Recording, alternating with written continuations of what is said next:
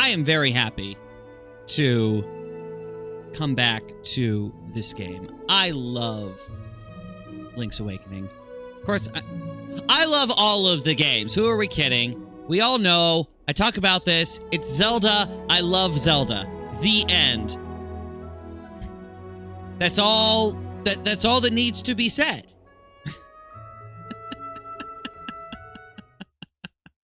That being the case, DX, Link's Awakening, is so good. It is a game that has just risen in my estimation over the years.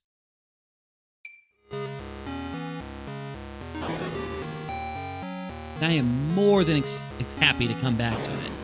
I think... let's do this, because...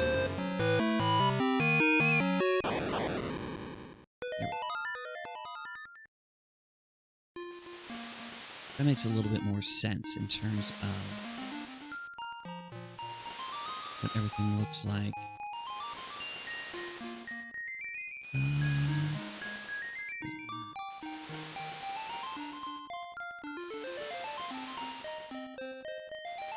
I probably should have figured this out before I did things, but here we are. Okay, there we are. That's better. Now, I'm going to restart the game because I want a clean thing from the get-go. Because this is the kind of stuff that I worry about for reasons, I guess. I want it to look good. There's no telling whether or not I'm going to need this for whatever reason. Plus, it's nice that you get to look at it. You just get to look at it and appreciate it for what it is. Because this is 1993 Game Boy storytelling, and only in 98 did they throw in all of the colors.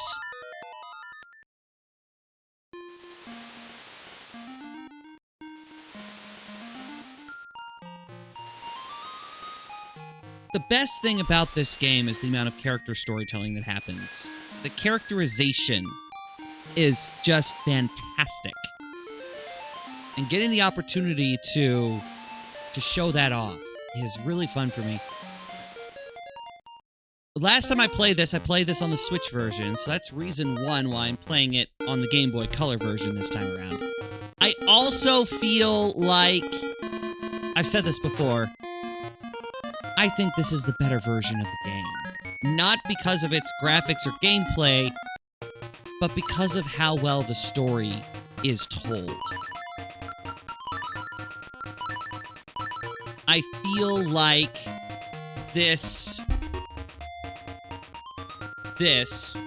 over here, this thing, miming. Anyway, I feel like this transmutes.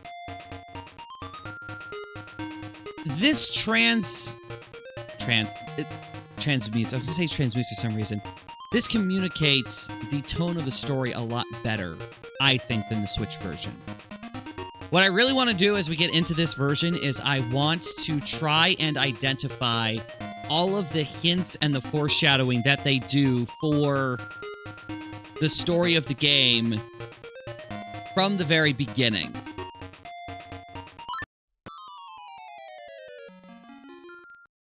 So we begin with Link waking up after being shipwrecked. What a relief. I thought you'd never wake up. You were tossing and turning. What? Zelda? No, my name's Marin. You must still be feeling a little woozy. You are on Koholilnt Island. I've always pronounced it Koholilnt. If we went with the Japanese pronunciation, it'd probably be Koholilnt. But either way, follow the lane south to reach the beach where I found you. Since you washed ashore, lots of nasty monsters have been in the area, so be careful, okay? now my storyteller dungeon master hat is getting put on as I'm trying to think. This is a Game Boy game, so of course there is but so much that you can do in order to move the plot along. In fact, it's really amazing what they're able to do to demonstrate the plot in a Game Boy game like this. But there is still more that could be done. So, for example, why in the world would we be just like, oh yeah, just, you're awake, awesome, get out, go to the beach. It's great in terms of exploration, but it doesn't mean all that much in terms of storytelling. So in terms of storytelling, there would be a lot more interaction between Link and Marin for establishing a little bit more of who Marin is. The fact, specifically, that Marin is fascinated by this stranger who has washed ashore. We get to hear a little bit more of that when we have our time on the beach with her, but it is definitely something that she wouldn't communicate immediately, directly to us, but there would definitely be some obvious excitement, curiosity, and the like. Link, meanwhile, is very confused and very concerned about everything that was on his ship. His sword, his shield, all this stuff. And so, at some point in that discussion, that is where Terran would show up and be like, ah, well, Link, you finally snapped out of it. Name's Terran. Hope you're feeling better. What? How'd I know your name? Think it's weird, eh? Well, I saw it on the back of this shield here. I think the better option here, because this would be, oh, Link, you're alive. How did you know? Well, I saw it on the back of this. Where did you get that? Oh, well, I saw it on the shore. With the rest of what's left of your ship. And so Link would then be very, like, what else is there? Could something else be there? Where's the rest of my stuff? And then he would ask for and get told directions about where to go. You want to save? Just push all the buttons at once.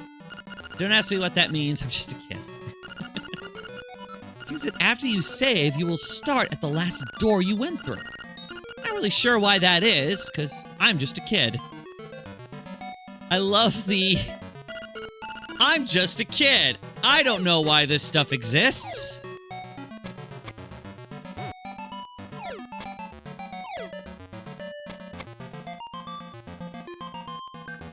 The search would obviously lead right to shore, and this is where Link would be spending most of his time searching, trying to figure out where his stuff is.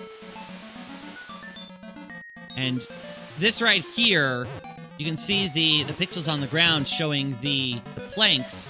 That's his first hint that, oh, there's something here. So instead of just planks here on the shore, it would be the actual, more physical remains of the ship. And so Link would probably be searching the wreckage for a little while. Looks like he's about to, oh, wait, there it is. And as he's reaching for it, then he hears a voice behind him. Because it's an owl, of course, he doesn't hear the flapping of the wings. He can just be there. And it just starts out. It's like, just he's about to reach for it, it's, so you are the lad who holds the sword. Now I understand why the monsters are starting to act so violent.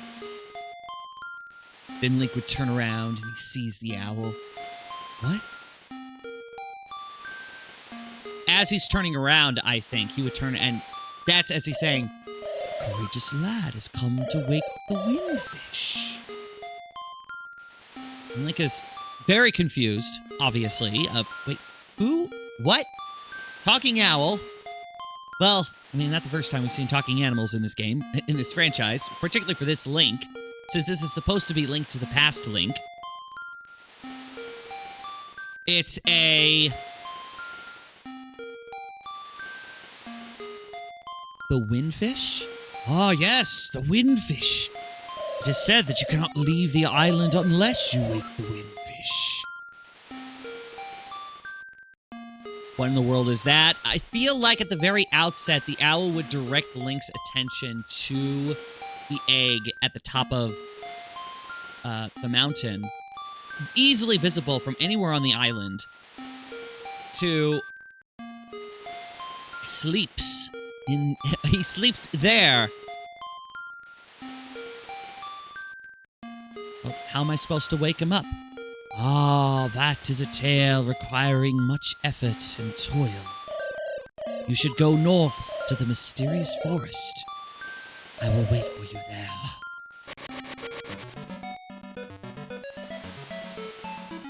It's a very, what in the world's going on type, because of course that's the whole deal.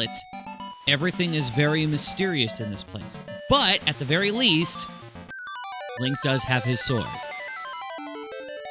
It must be yours, obviously, because it has your name engraved on it. Always put your name on your stuff. Also, put the sea urchin right next to you, because then you can do this. It's so good. Now, I am going to... Oh, really? Okay. That's interesting. I'm just looking at the controls here on my Switch. I don't know what does what. So I think Link would take just a little bit of time to make sure, like, he's got his sword situation taken care of. He knows what's happening. Beware of sea urchins. Don't touch them with your bare hand. Well, yes. Good idea.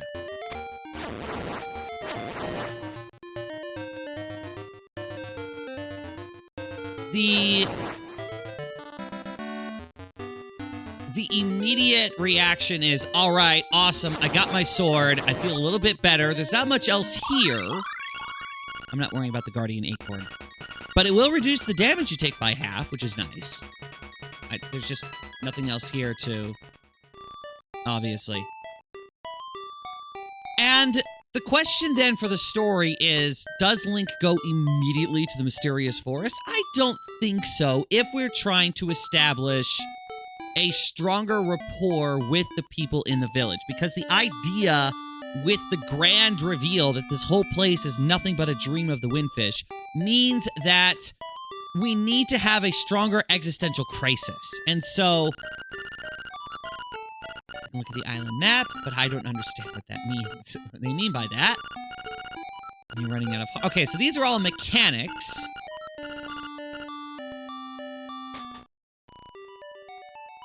These are also all the books involving mechanics, which I should not have bothered to open this, because I know all the mechanics already. I am interested, though, in... Okay, so that book's up there. Is it you?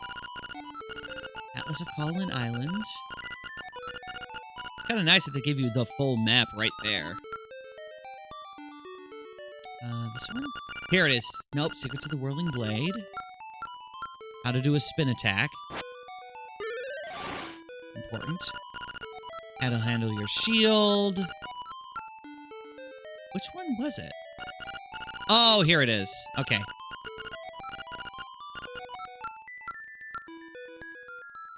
I feel like this book should make a reveal at some point, because you really kind of have to look at it in order to get anywhere in this place.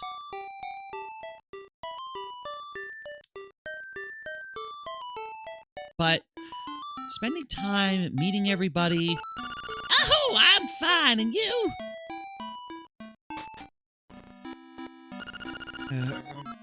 How to say, please, call outside.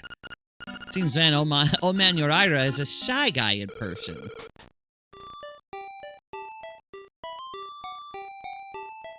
This is fun. It's a mechanic. Call Uraira. Hello, it's me, Uraira. Ask me anything about the island. If you get lost, give me a call. Bye. Just fun mechanics. Hey, man, when you want to save, just put All's the button. Really? Same guy? Because in order to get the, like, solid foretelling down, or not foretelling, foreshadowing, we need to be able to establish the precedent that something is amiss, even if you don't automatically identify it as something amiss from the get-go. That's something that I've really appreciated about what Link's Awakening does, is it creates that odd things that don't make sense at first read. It seems that after you save, you will start. Now, I already know about that too.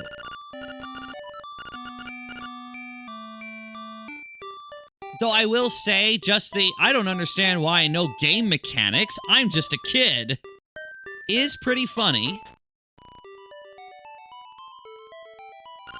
Yep, those are my boys. I'm Papao. Pleased to meet you. I'll be lost in the hills later, so keep a lookout for me here. Just letting you know, I'm gonna be lost later. Because they all look alike, even I'm sometimes confused. By the way, my baby wants a Yoshi doll. I saw one at the trendy game, but I couldn't get it. Aww.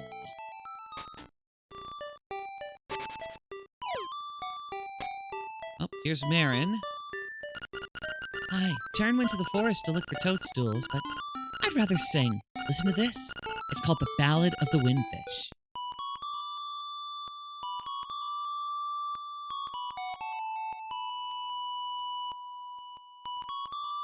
The introduction of Marin singing this song could definitely happen here.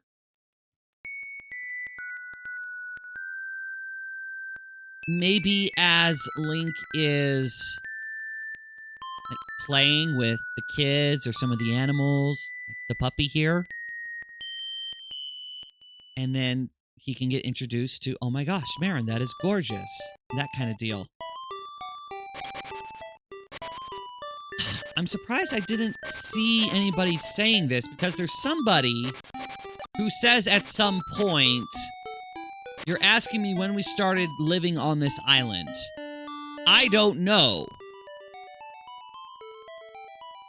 And that line, we'll have to pick it up later. That line is perfect as part of this kind of introductory segment, because you're talking about you're learning about everybody who's here on the island, and you start getting a rapport with them. You start like, oh, here are these kids, here's their family, here is Madame Meow Meow. Oh, my Bow Wow is so proud of his fine fur coat. That's fur? It's a freaking ball and chain. How does that make sense? So, you spend time getting to know everybody, and it's great, and Link's trying to learn more about them because he's feeling very at home and wants to be friendly and all that kind of stuff. And then it's kind of a, how long have you all been here? And then it's a, never really thought about it before. And the subject just kind of dies of its own accord.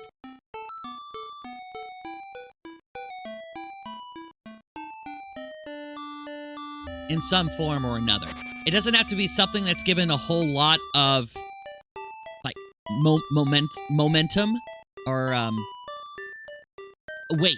Doesn't have to have a lot of weight or importance attached to it, but it is something that needs to be at least mentioned, at least in passing, because then it's mentioned as a hint, but you don't say anything about it. You don't blare it in people's faces being, hint, hint, hint.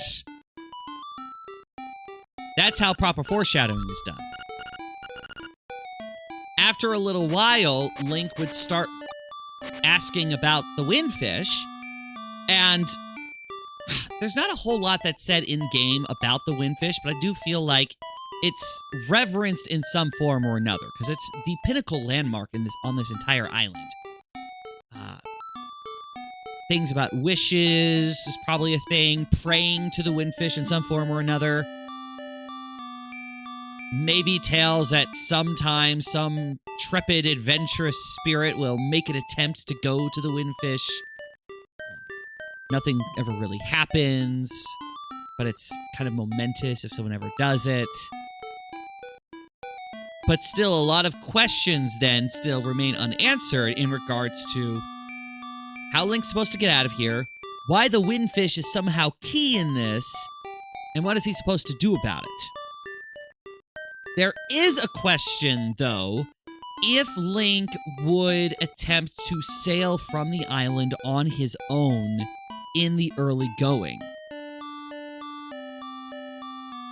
Because at the very least, this owl is just some random owl. He has no reason to believe the owl. But if after a time he's trying to fix his boat, maybe set up a raft or something, and it seems like he's gotten it, he starts trying to leave, and somehow he winds up either coming back to where he started, or perhaps he winds up on the shores right next to the mysterious woods. And so Link would be all confused about what the heck. I could have sworn I went south. How did I end up north? And then from the trees, unheard, "Oh, brave lad, on your quest to wake the dreamer. Welcome to the mysterious wood." It's like, what are you talking about? I didn't mean to come here. Oh, much of mystery you will find on this uncharted Koholilnt Island. I am afraid. Oh, you know what? This is a better line to have at the beginning. Instead of starting with, quest to wake the dreamer. No, it's a Link being, why can't I go anywhere? And it's a, I'm afraid you may find it a trifle difficult to leave the island while the windfish naps. You put that at the beginning, and then it's, brave lad on your quest to wake the dreamer. Much of mystery you will find on this mysterious, uncharted Koholilnt Island.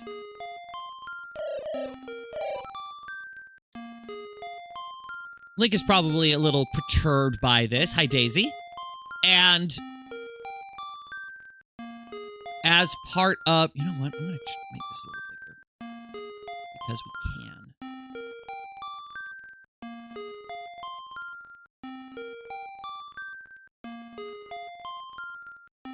Oh, yeah. That's much better.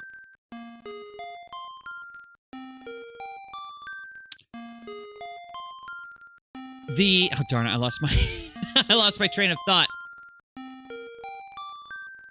What's the owl would need to show a little bit more of his oddly high perception about stuff that is going on. Blue Moon, hello!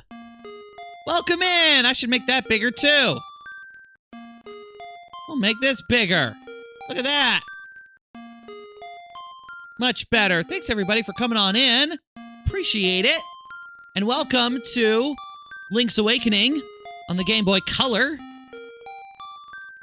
I'm getting myself wrapped up in a bit of storytelling. This is something that I did with A Link to the not A Link to the Past, Ocarina of Time a couple of years ago, where I started trying to expand the story of the game as I was playing it. And so I'm starting to do that now, which Link's Awakening is a great place to try and do that.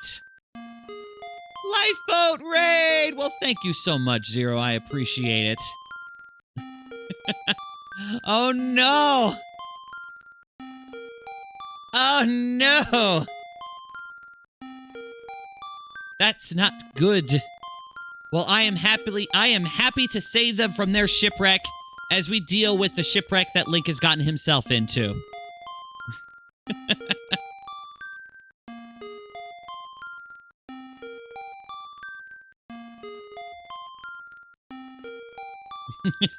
It's okay. It's fine. Look, if you were going to say that you were Zero Hayabusa, I wasn't going to question it.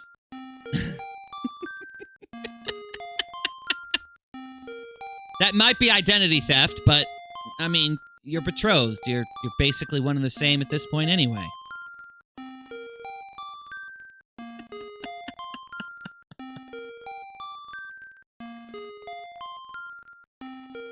Now, back to this. Trying to get a transition between the... Well, good job, Blue Moon. Good job. That's your job now.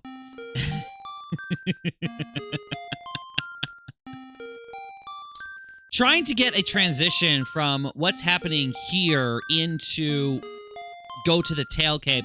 I feel like this line right here really doesn't make that much sense. Because it's just like, by the way, did you ever go over to this place? You should go there. No. There should be a little bit more in terms of... Link is trying to...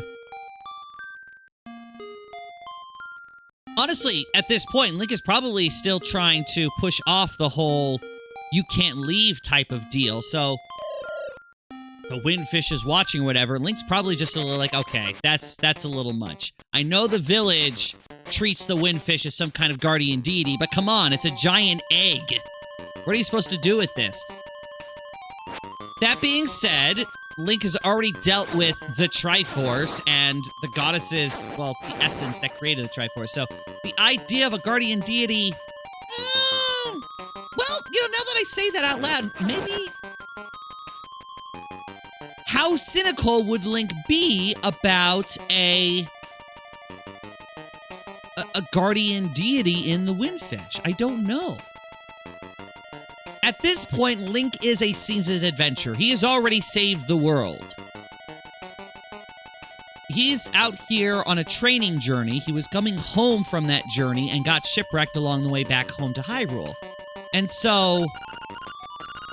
I didn't mean to do that. I just wanted to kill the...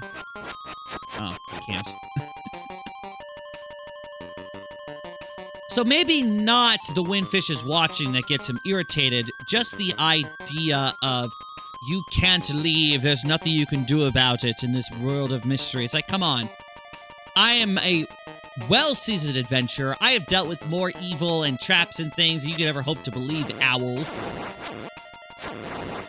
I can handle this.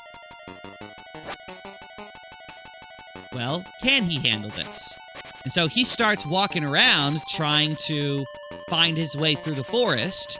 He's having a very hard time. And then he stumbles upon this tanuki. This raccoon. It's a tanuki. And kind of like a Cheshire Cat situation. Not in the whole... like, crazy Cheshire Cat deal, but just the fact that he's wandering around trying to figure out where is he going, how's he supposed to get out of here, and there's, like, laughter coming from a nearby tree or something like that, and then there's this tanuki, and he's just laughing around and whatnot, probably having some kind of a conversation, leading Link around in circles, like Alice in Wonderland, Cheshire Cat tends to do, as Link's trying to figure out how he's supposed to get out of here, and he's just laughing and joking and yada yada, but the whole time, he's, like, messing with his nose. It's not necessarily a question that Link has to ask directly, but it has to be very apparent that this raccoon has a very twitchy, sensitive nose. So finally, the conversation just gets irritating to the point that Link can't stand it anymore. And this is what he says. You're gonna be lost thanks to me! And so he ends up getting lost. What's going on?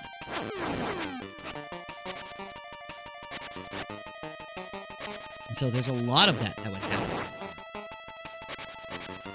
Eventually, he would need to get to the to the witch. And I feel like it would make maybe a little bit more sense for the witch to be encountered first before the mushroom, because that gives Link something to look for in the forest as he's wandering around. So maybe like what we have in Majora's Mask, the witch is searching around for mushrooms on her own, on her broom.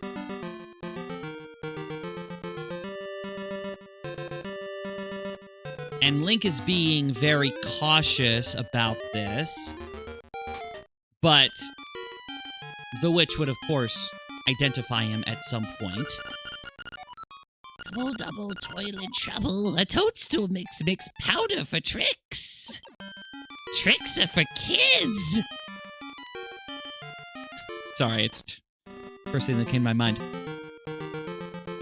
And so Link would need to strike a bargain with this witch to help her find this toadstool, because probably at first Link is like, oh great, something else that's gonna be all annoying and overly mysterious or anything like that. And the witch would have to get Link's attention to say something along the lines of, that tanuki is causing you a little bit of trouble, isn't he? You want to get the better of him? And he'd be like, yeah. Well, help me and I'll help you. And so Link would have to do some searching in order to locate the mushroom. Doesn't necessarily have to be a big struggle, but enough of a struggle, so maybe like a pseudo little mini montage, until finally he's able to find a toadstool that fits the description that she's looking for.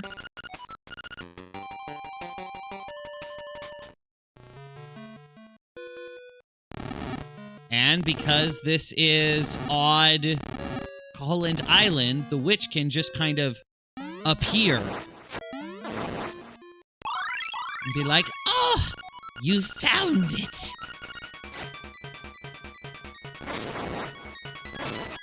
I feel like characters appearing out of nowhere should be a relatively common theme, particularly when it comes to the more enigmatic characters.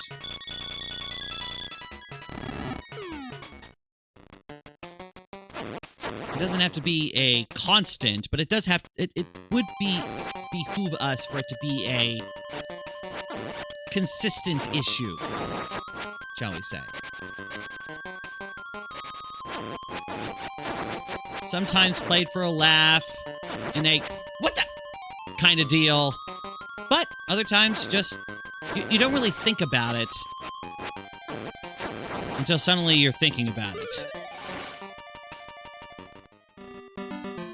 Drives in kind of the nature of dreams, where people are just kind of showing up out of nowhere just because the dream demands it, as it were. You have to be very careful with working with dream theory, though, because if it's obvious that it's a dream from the get-go, it becomes not quite as intriguing. I mean, the whole point of how amazing this game's story is because of the whole... Wait, is this a dream? So it has to be just a little back and forth, so that things don't make all enough sense until it's in your face. And then suddenly all the pieces come together. So the witch would then lead Link to her hut, because there's no way he's finding it on his own. So he's waiting around, waiting for the... And the witch says, it's all ready, it is. Take this. Take care, as there's not much there. And so, we're given the hint of use this in the hut, because it's like, oh, I can use this to light fires, etc. Use it on enemies and see what happens. You run out, go to the forest, pick some mushrooms, and I will make you more. I mean, she would not tell us that. But... Oh, she would not tell Link that, excuse me. But there would be, at the very least, kind of a... You got it? What am I supposed to use this for? Not necessarily spelling it out, but kind of a get creative type of vibe. And Link had dealing with the Tanuki before. He knows that he is a slippery little bugger. And so he can't just charge up at him. He has to be sneaky. And so, what would have to happen then is maybe something to distract him, but one way or another, Link would get to him and quickly... There would be a lot of sneezing. That's what's making him bounce all over the place. Achoo, achoo, achoo, and then suddenly a massive sneeze, and suddenly it's Terran. He would be dazed, confused. Last thing I remember was biting into a big juicy toadstool. And I had the darndest dream. I was a tanuki. Yeah. Sounds strange, but it sure was fun. Don't do drugs, kids. I'm all tuckered out. I think I better set a spell before I head home. For the longest time, I thought he was, like, literally set a magic spell. No, that's just his accent. I better sit a spell. As in, sit here for a little bit. But with the Tanuki spell dissipated, suddenly the path ahead looks a lot less foggy, a lot more clear. And then nearby, there is a... Not in a treasure chest, but sitting nearby, there is this oddly shaped key. The owl shows up here in-game to be like, yes, remember, you got to take this to the dungeon, because that's important. I would not have this. Instead, it would be... Yes, Link finds this key, he puts it away, but he's helping Terran to get back to town. Link's not just gonna leave Terran here in a forest full of nasty trixies and poisonous mushrooms. He's gonna come back, and he's going to help Terran recover. I'm gonna deal with this fishing minigame over here.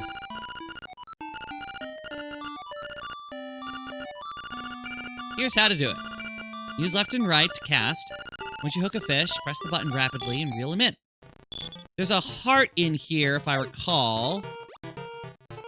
Unfortunately, it's the big fish that I need. So I'm gonna have to do this a couple of times. Because once again, not only am I a lore enthusiast, I'm a completionist. Oh, no, no, ah! To clear the whole fishing pond. It's fine.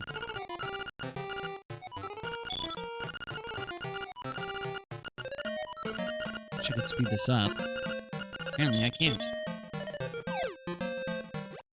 There we go. Okay.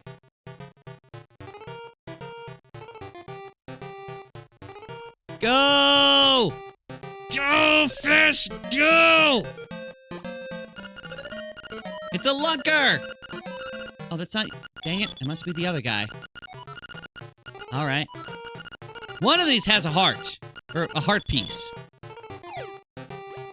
Which means I have to clear out the whole pond. Because of course I do.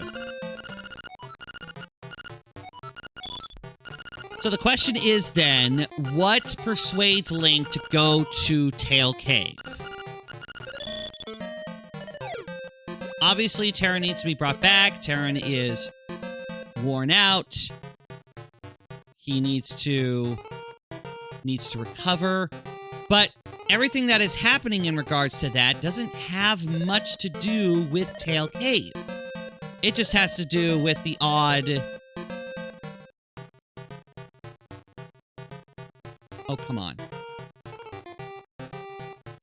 Thank you. Come here, you. Yeah. And it has a piece of heart. Thank you.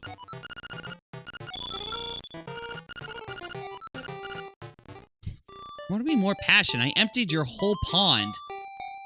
Doesn't matter.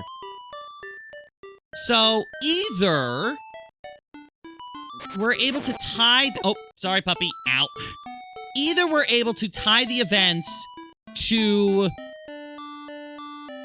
the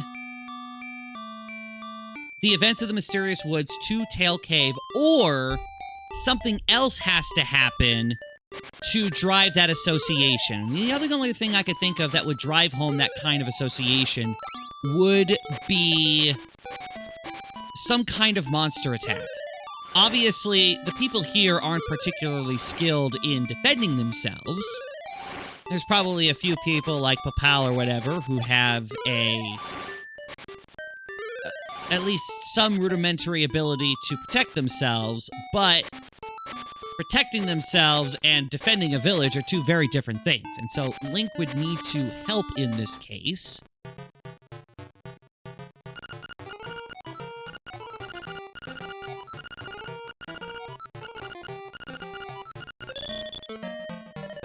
And then I think part of it would also include this part, because Papal's baby is, I am sure, traumatized, or at the very least, is not feeling very cheerful after dealing with the monster invasion. She's probably crying her lungs out.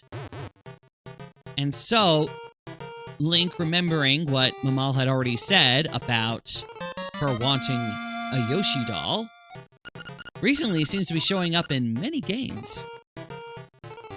This is after Link's Awakening. This is after Link to the Past. This is after Super Mario, and Yoshi... Super Mario World 2, Yoshi's Island was, I think, like, right about coming out at this time as well. So it's like, Yoshi's everywhere all of a sudden after just being introduced. That's the commentary there.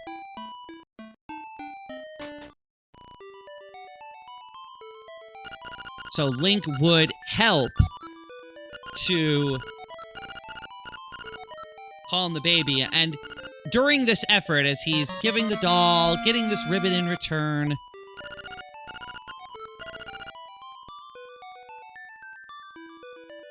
there is discussion about where the monsters would have come from. And the whole monster invasion, and the monsters acting up more recently, gets connected to Tail Cave. Tail Cave, what is that? That's a cave south of the island.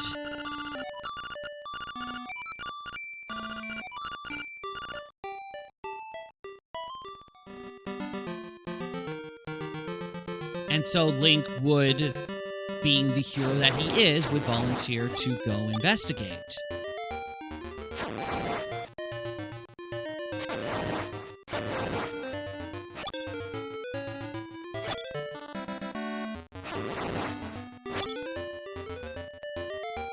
It's only when he reaches here that he recognizes the motifs of the statues. Oh, this key looks like that. What happens if suddenly we can get it?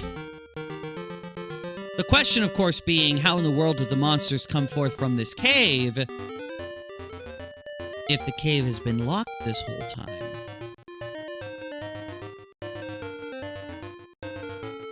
Not a question to ask right now, but if you are a savvy observer of the story, a question that you would ask.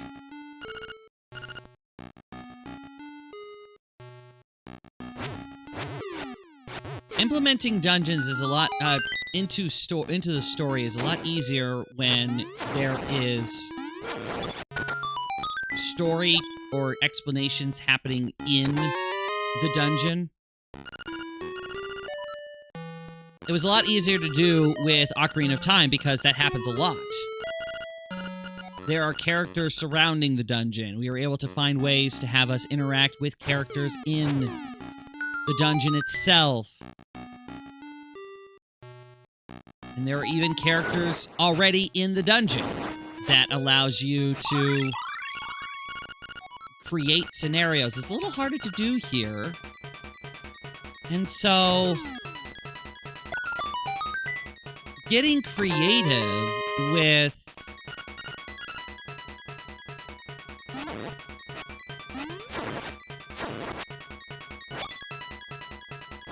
what is here and what is here and how it can be folded into a story. This first dungeon has to more or less set the tone for what Link will expect in dungeons moving forward. So, for this one at least, I'm thinking like I've been in a dungeon before, I understand that, but also because I am an intrepid adventurer and I understand this stuff, I know better than to just barge in. And so,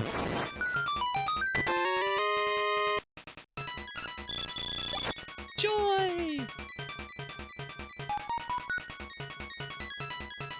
And so he would be cautious and purposeful in his exploration.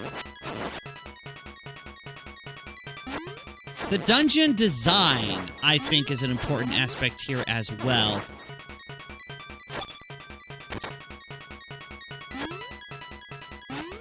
Since this is a dream logic in terms of the structure of things is always very loose. God darn it.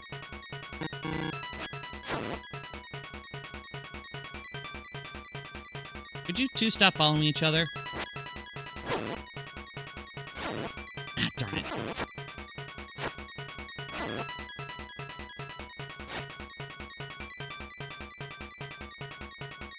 Come on. Ah! There we go. I wanted the stone beak. Let's find the owl statue that belongs to it. Except they all belong to it. So... So in terms of the design, there is probably at least something that ties everything together. In terms of, yes, this all looks like a place, but there should also be some measure of... How many keys do I have? 2 keys? Okay. Some measure of disjoined things not fitting quite so cleanly. So while everything looks like it is fully formed, there would be some aspects that are not...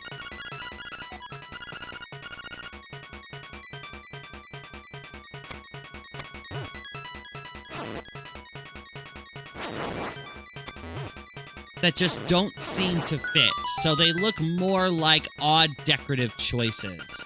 Like, say there's a group of statues and they all have some kind of theme, except for one, for example.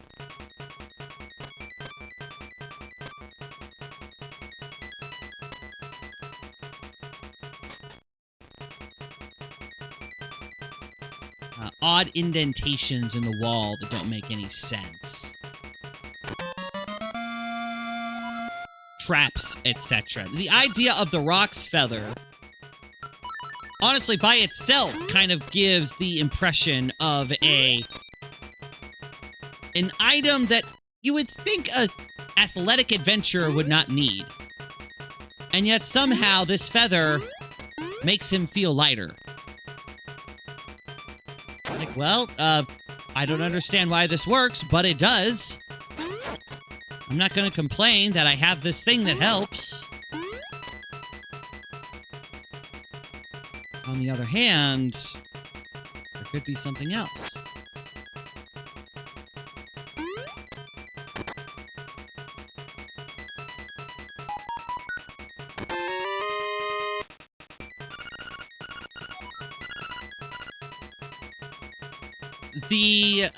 The boss, almost always just the boss. I don't think any of the mini bosses in this game say much of anything.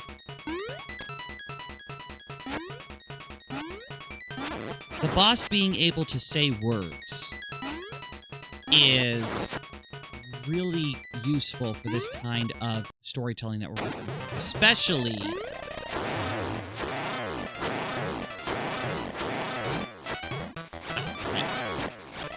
I like being able to get it all in one go. It makes me feel cool.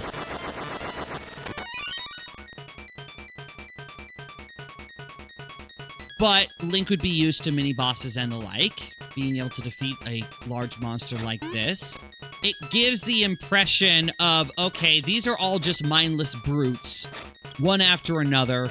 This is fine. There's nothing here I have to worry about. And honestly, it's having that kind of attitude, not necessarily moving into a couple of different rooms like this. It would be probably the same room as killing that thing, where suddenly he hears this buzzing noise, and suddenly that buzzing noise slowly, it can't suddenly slowly, it's slowly, that buzzing noise starts to become something that makes sense. A single word. Outsider. And maybe that thing that the guy was pushing around starts to move and take on a life of its own. And suddenly we have what honestly just looks like a Moldorm.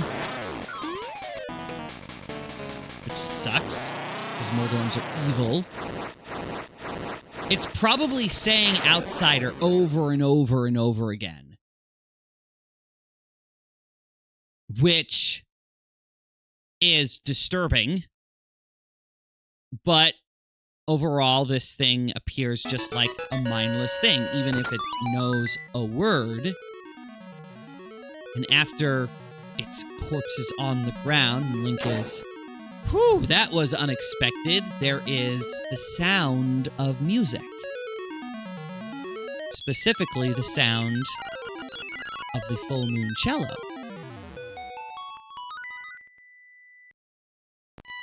Which would basically, in magical RPG style, would turn into some kind of thing of light and go into Link's being or whatever.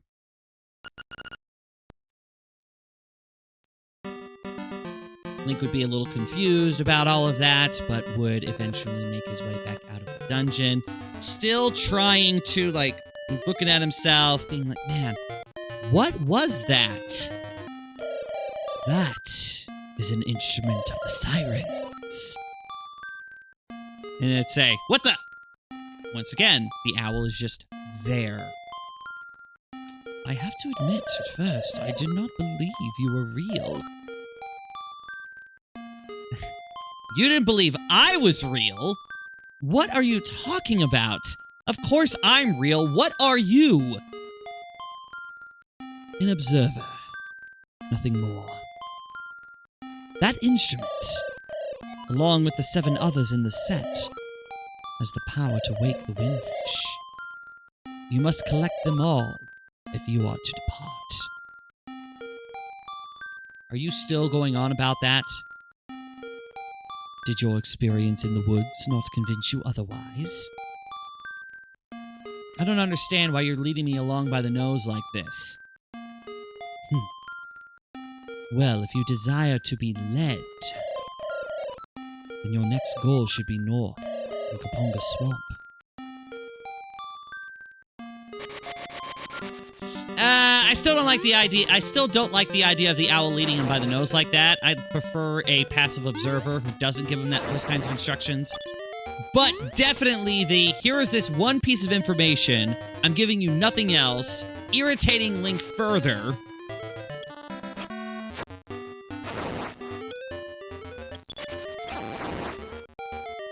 that would be, I think, a better setup. And so Link is still kind of grumbling, stupid owl, giving him stuff that doesn't make any sense. It's like, well, at least things will be safer in the village. And then you hear a lot of crying coming from the village, and he's like, I guess not. Hey, buddy, it's serious? Yeah, really serious? Yeah, it is. The moblins came to the village. Yeah, the village. Yeah, the moblins, a whole gang of moblins. Yeah. Then, dude, it's for real. They all went to the house over there. Yeah, that house. Yeah. And then they did something at Bow Wow's house. It was a really bad scene. What was the moblins? Yeah. So I mean, a lot of confusion. Obviously, bunch of kids freaking out. The place is probably disheveled, very much in disarray. Whether or not anything is on fire might be up for debate, because the place... I feel like when we come back to maybe Village after this, the town should look to be in pristine order. And so it should be impressive that all of the destruction and debris was cleaned up and taken care of so fast.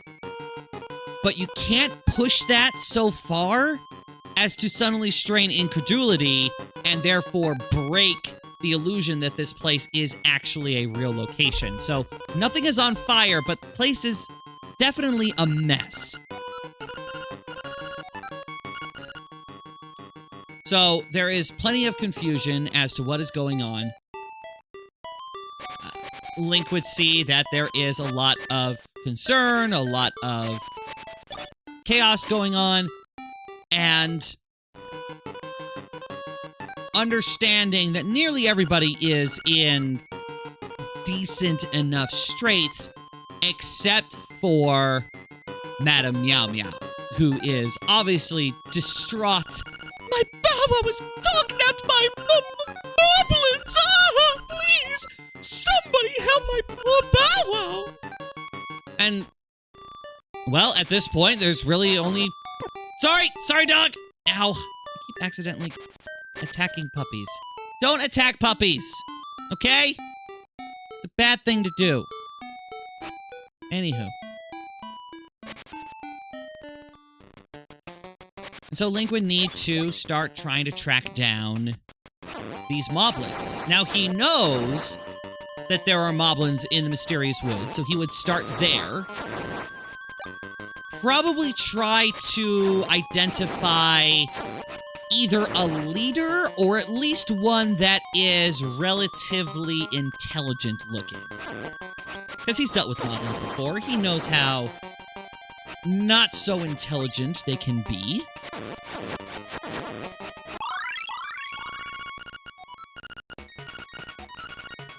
And so either he would need to capture and interrogate one, or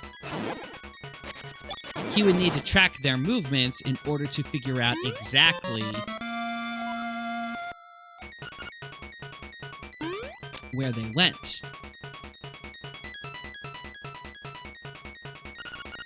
The windfish in name only, for it is neither. These owl statues are where the mystery of Koholilnt Island really starts to take form.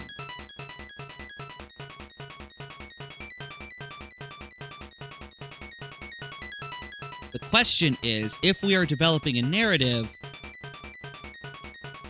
how do we put this into the game? I would say, how do we put this into the story, as opposed to just being a random statue that Link just kind of looks up at us and then suddenly, the windfish in name only. It's like, disembodied voice, what? No. Since this is an owl statue, we would want to have the owl say it. And so, perhaps in the conversation that we were just having with the owl brings that up. Why do we need these instruments to wake up the windfish? Oh, the windfish. Such a curious name, isn't it? And it is the windfish in name and in name only, for it is neither. And that confusing, cryptic message then sends Link off in a huff of, well, if you're not going to give me a straight answer, why am I bothering?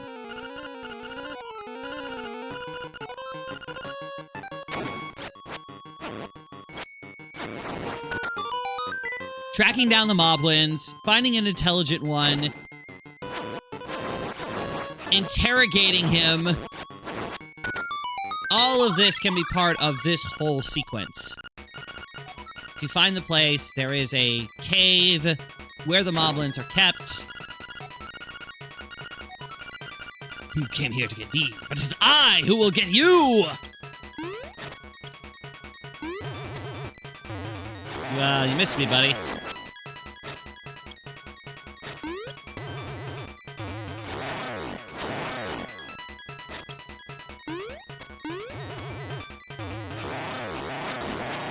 Trying real hard and failing.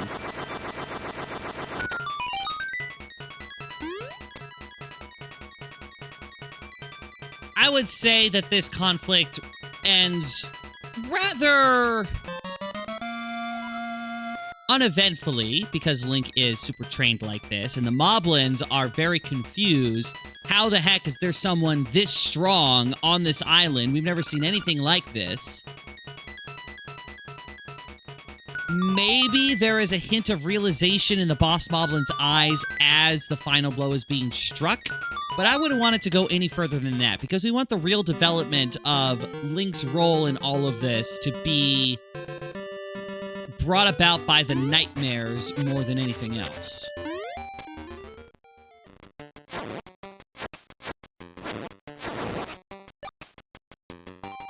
As for what happens next, we have Bow Wow, and Bow Wow we can see is fairly aggressive on his own, and so instead of being given the instructions of, you must go to Koholilnt Swamp, Bow Wow should be driving Link there himself. Like, Link has no desire to go this direction, but he's being pulled this way.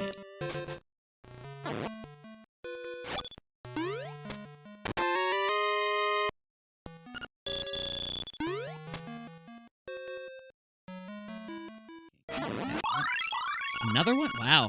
Get a lot of these. Ow.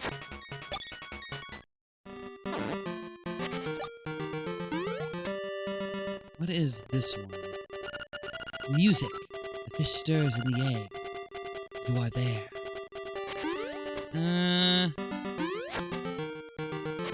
I'm not sure where that would be placed just yet, so I'll have to try and keep that in the back of my head.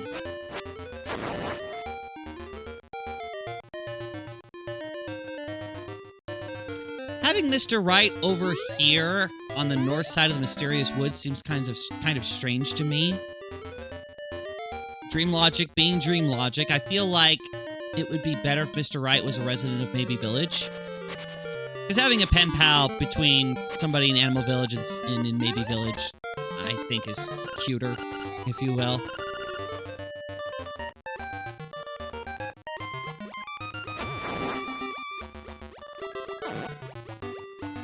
So Bow Wow is basically dragging Link along. Instead of having to do this roundabout type of deal that we're doing here, because the game mechanics decide that, Bow Wow would drag him straight to Koholilnt Swamp. And he would just be happily munching on all of the flowers and whatnot. Link is trying to get a hold of him, because it's like, you gotta go back to village! Your mother, owner, whatever is... And Bow Wow's just not paying attention until finally Bow Wow rips himself from Link's grasp and rushes into Bottle Grotto.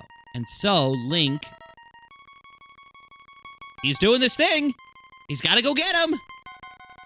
And so he gets forced, if you will, to explore this place looking for Bow Wow.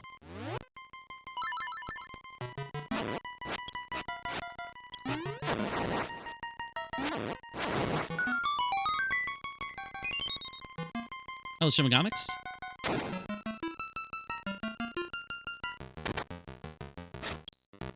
Bottle Grotto should definitely live up to its name. And we've already seen, a ton of...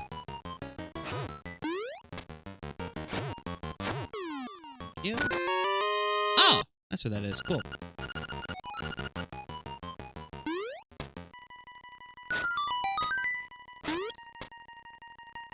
There's a ton of bottles all over this dungeon, but it would be really pertinent if there were even more bottles just everywhere. And these bottles would need to be of different shapes, sizes, orientations. Part of the floor is raised. Tap the blue crystal. That's a crystal? Oh, okay. I kind of see how it's a crystal. Interesting. Crystal ball.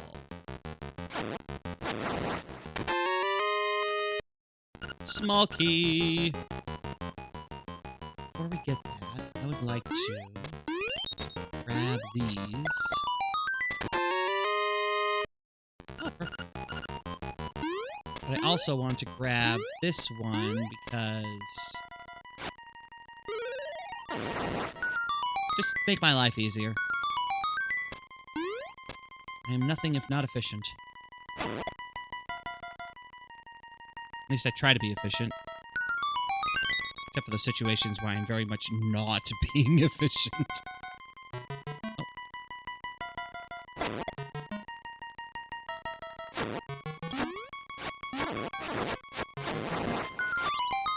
So discussions and adventures in this...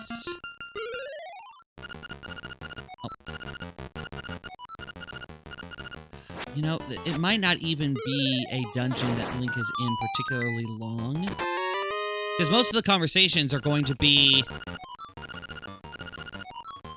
between Link and whatever boss is present in the dungeon. But we know that the clown in this place, the boss, is always in bottles. So he could be mocking and playing with Link this entire time, kind of egging him along, being like, I have your dog, you'll never get him back, that kind of deal, and Link is trying to deal with the issue.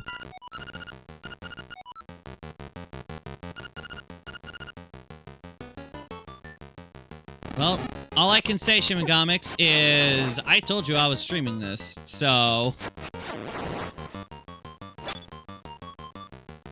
I promise I was not doing anything because you were watching a thing.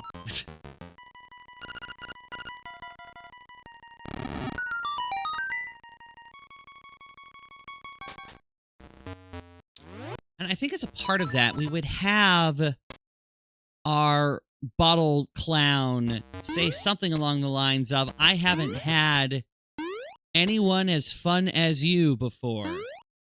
Something along that lines. An indication that Link is obviously a new face, but the implication being that he's new in a lot of specific ways. And I keep doing that. Sorry, it's my coaster.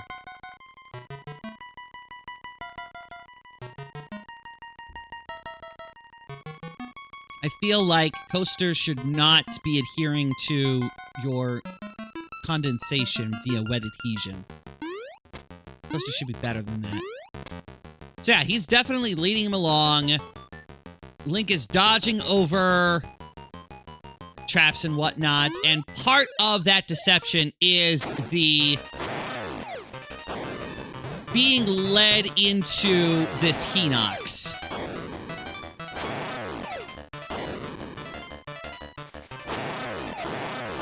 Ow.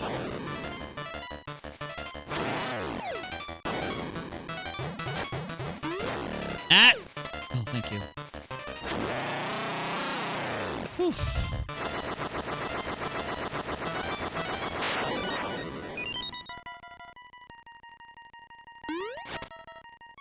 And so I feel like the clown would be kind of the same kind of chatterbox as Vasad is in the Face Shrine.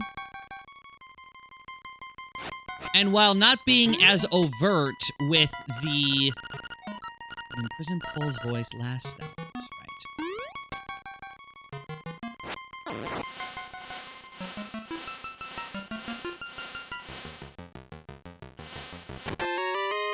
He would definitely be a lot more vocal about his teasings and his intentions. And again, the assertion that Link is a very unique entity on this island.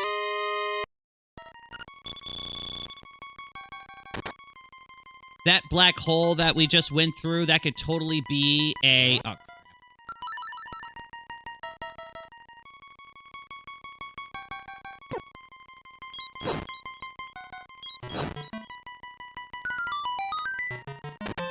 that could it could be a bottle that's like sucking things into the bottle. Even things that are so big they probably shouldn't be sucked into it.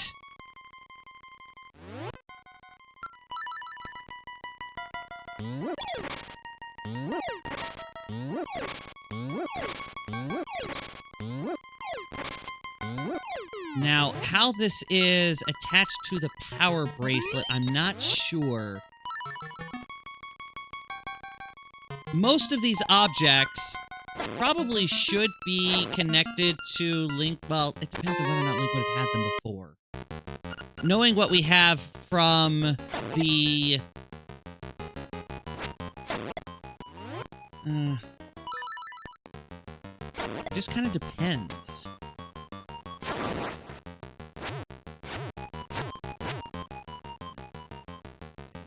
Come on, get over here. Thank you. Because honestly, I do like the idea that all of the items that Link is getting in these dungeons are actually his to begin with. He's just recovering them.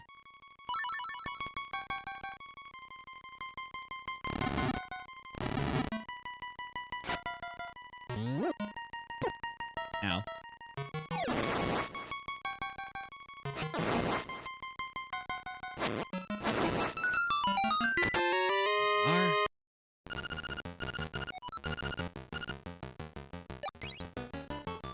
So that would have to be part of it, and chances are it would either be involved in the vacuum pot that we were just talking about, or maybe it's something that Hinox had on him.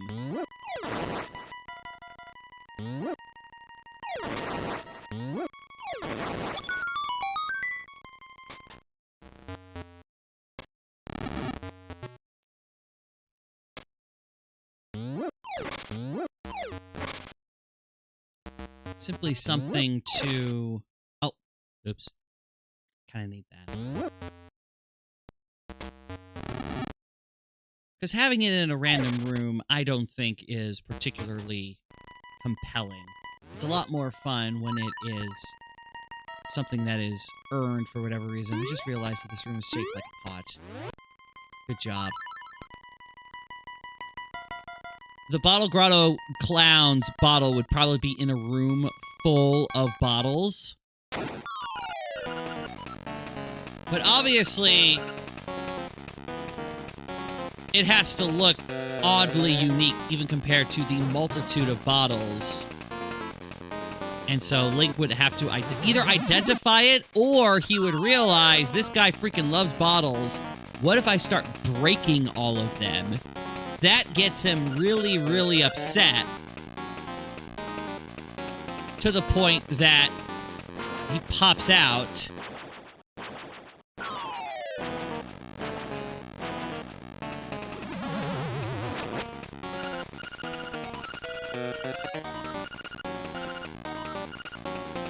Like, even these conversations of, ha, you won't be able to do this with me, well, he just takes it and chucks it against a wall.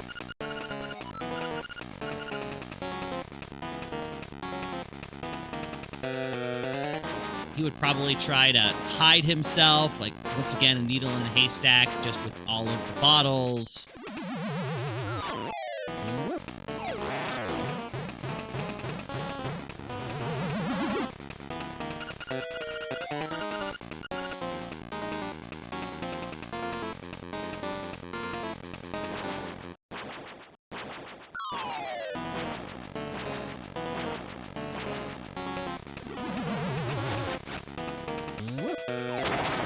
And that goes on, obviously, until it breaks. He's really, really upset. He's probably creating, like, a whole-on vortex of...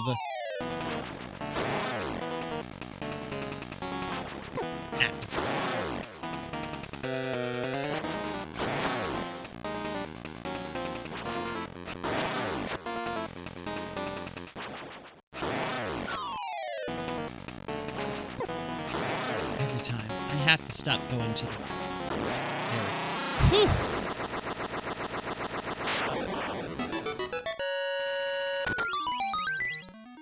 And just like before, with the defeat of the boss, there is the sound of music that is coming. This one, of course, coming from the conch horn.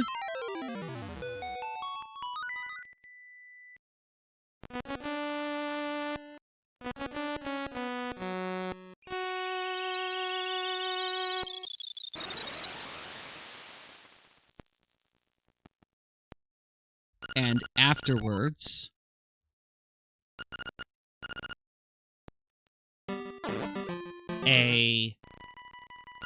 sorry, not this treasure chest. There is Bow Wow, and now he's acting a lot more docile than he was before. And is willing, finally, to be led back to maybe Village.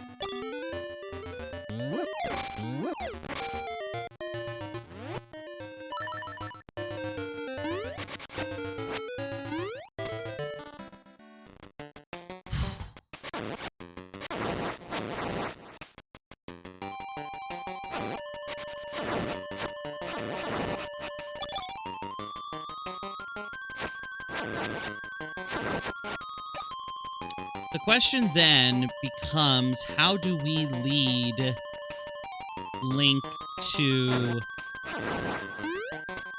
the next phase of the adventure? There's a couple of things that needs to happen before we head to the east.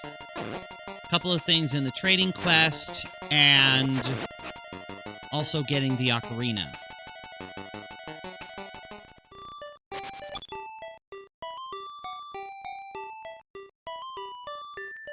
We would start, of course, with returning Bow Wow. I really appreciate what you did for my poor, precious Bow Wow.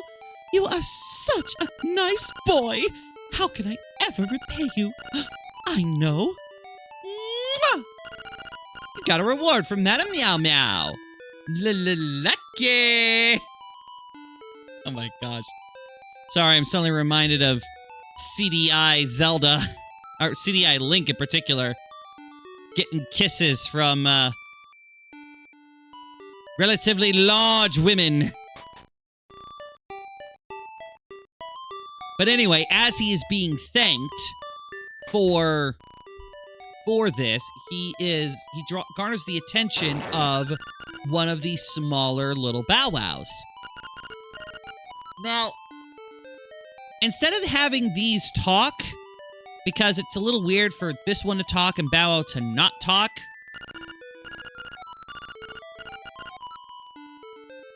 I think that this little Bow Wow could basically mime or otherwise animal gesture how much they either like Link or like the pretty thing that Link is holding on to. Probably what's more likely is they're very grateful that their big brother or parent Bow Wow or whatever is back. They start playing. Link plays with them. This one grows really fond of Link, and Link decides to gift this little dog the little ribbon.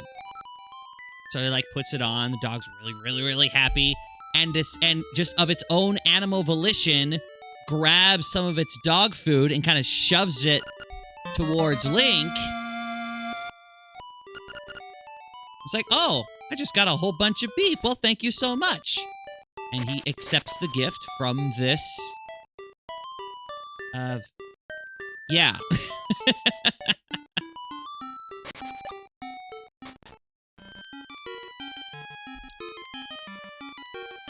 So 3 things that we need to take care of before we head east. We have the ocarina, we have the gator, and we have our shovel. Huh.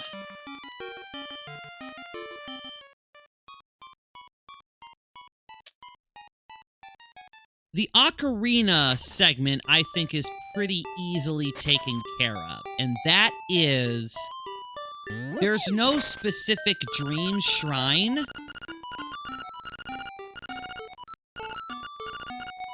I better not say anything else as I'm just a kid. Like, seriously? What does that have to do with anything? So instead of there being a dream shrine, this is just a dream that Link has. There would need to be some discussion, I think, at some point about the power of dreams. Something to that effect. Something that gets Link thinking, if you will, about dreams as a concept, dreams as something that can provide instruction, provide messages, and more. And Link is kind of interested, at the very least, in people's... oh, wow. Not people's, but these people's... I can't get in there yet, darn it. Fascination with dreams.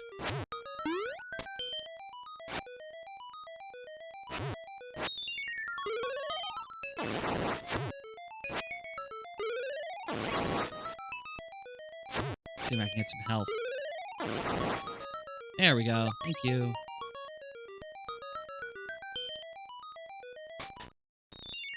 I would prefer if we got the ocarina now. I think that fits a little bit more narratively speaking.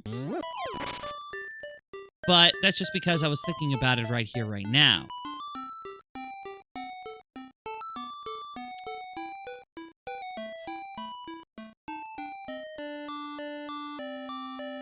Maybe Link is, like, flattered about the dog food, but he can't actually...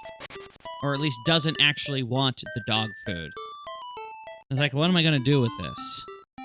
And so maybe he thinks he's going to go and sell it. So he tries to come and sell it.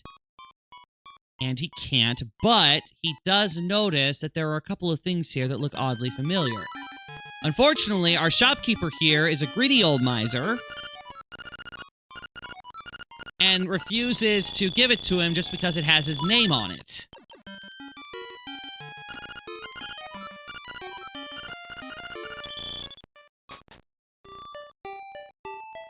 And so instead, Link has to kind of haggle, if you will. The shopkeeper has no interest in the dog food, unfortunately, I think.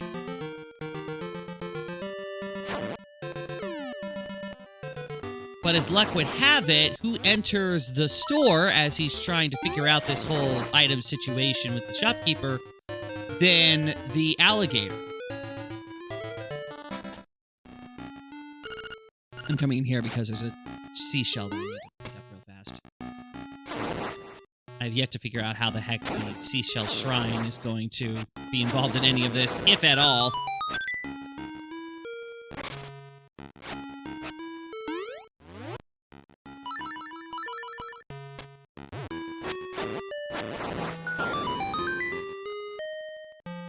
Go. Thank you.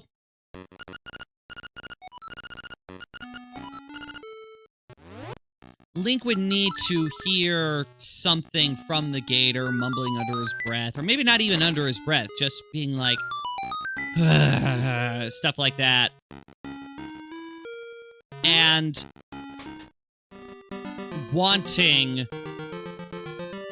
some good beef or whatever.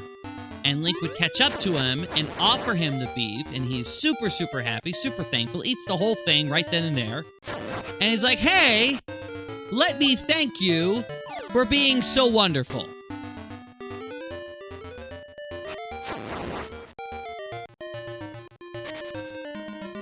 And so he would take Link to his house and give him a whole bunch of bananas. Which, now that I've been playing a whole bunch of Donkey Kong, there is but one thing that I can say at this moment in time. And that is... oh, banana! Anyway.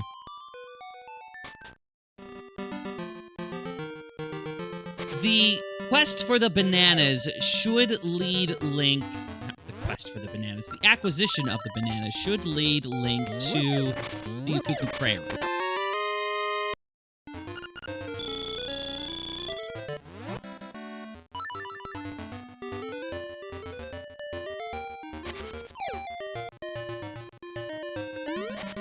So, in order for that to function, we probably wouldn't have the alligator down here on the beach. Instead, he would be more towards where the prairie is located. Not exactly the best place for going bananas, but... I mean, if this whole place is a tropical island, then honestly, maybe everywhere is technically a good spot for going bananas. The environment can't get too varied if you're near the equator.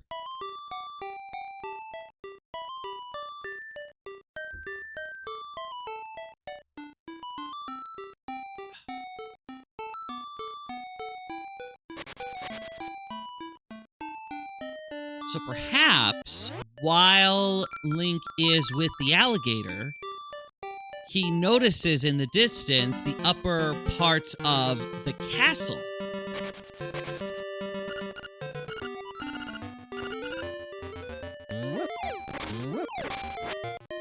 And so he would ask him about the castle, and the alligator would tell him a little bit about how that used to be where the prince used to live. Get that.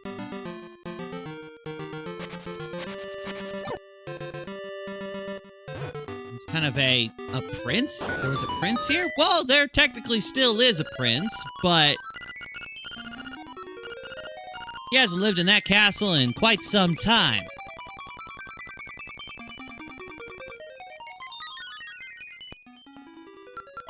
So, maybe following that as a lead, maybe out of just plain curiosity. Can I blow this up from this side? I always blow it up from the other side. Awesome! Just saves me time. Well, technically no, because I need to go find the prince.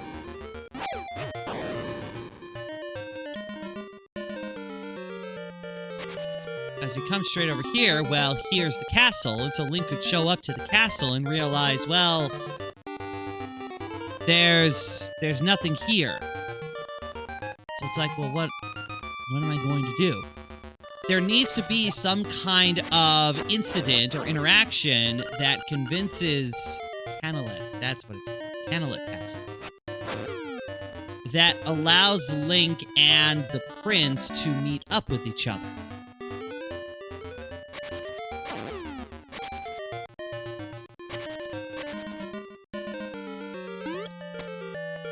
I'm thinking of the prince's disposition, and I'll get to that in a second, but I feel like it would have to be a Link saving the prince from a monster incursion. So he's like being surrounded by moblins, and Link is able to save the day. And the response, I see this man as being very operatic. If you've played Uma Musume, you know Te Am Opera O. Just someone who is overly dramatic. Salutations! My savior, it is most fortuitous that you have come!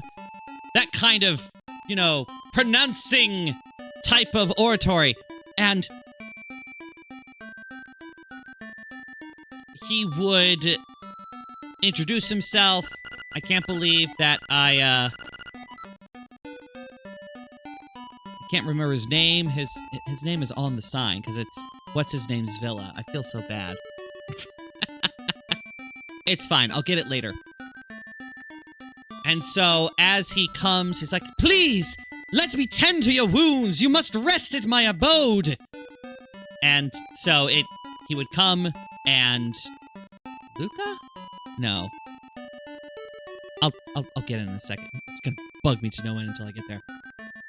It is during this conversation that Link discovers that this is, in fact, the prince. It's like, "Yes, I once lived at the palace." And there'd be like a flashback. It's like, "My servants went berserk, and I was forced to flee to my villa." So, the discussion here is for the key to Cuckoo Prairie to get into the next dungeon, but that's not why we're here. This man is telling his tale of great woe. Link is feeling bad for him. It's like, "My condolences. I know it can't be easy. I've seen people lose their homes before." He's thinking like Zelda and the castle in Hyrule and all that. And he's like, "Then you understand! Please, yes, of course, you of such noble spirits would not leave me to this wretched fate, living in this horrible abode." As looking around, the place is actually like really, really nice, really fancy. This is still a nobleman's, basically his summer home, if you will. So it's still overtly fancy. And so it's just like this is dismal? What are you? Yes, of course, you would not dare to leave me in squalor like this. Please, please, you must restore me to my place, or at the very least, provide me. I want you to retrieve the golden leaf I left behind in the castle when I fled. And so he's just being so overbearing that Link kind of accidentally agrees to it. It's like, "Oh, wonderful! Actually, yes, thank you for getting all of them for me." Wait, all of them? Yes, all of them! All 5! And it's just... Link has no idea how the heck he got shanghaied into this. Richard, his name's Richard. Richard's villa. And so, you kind of cut to Link walking around again on the outskirts of the castle being like, "How the heck did I get forced into this?"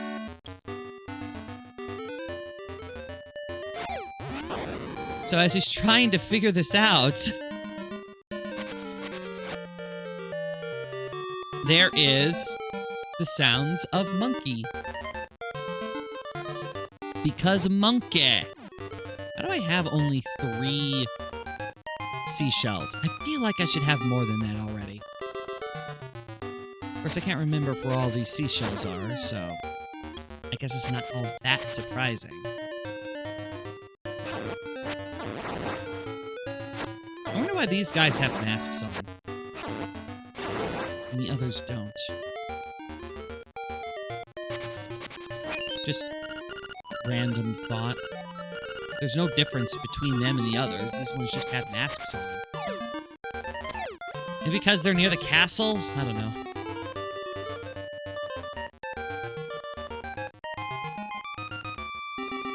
So, there would probably be some... Either there would be some monkey business, as there has been before, or... Link knows better, because he learned from Kiki the monkey back in Link to the Past.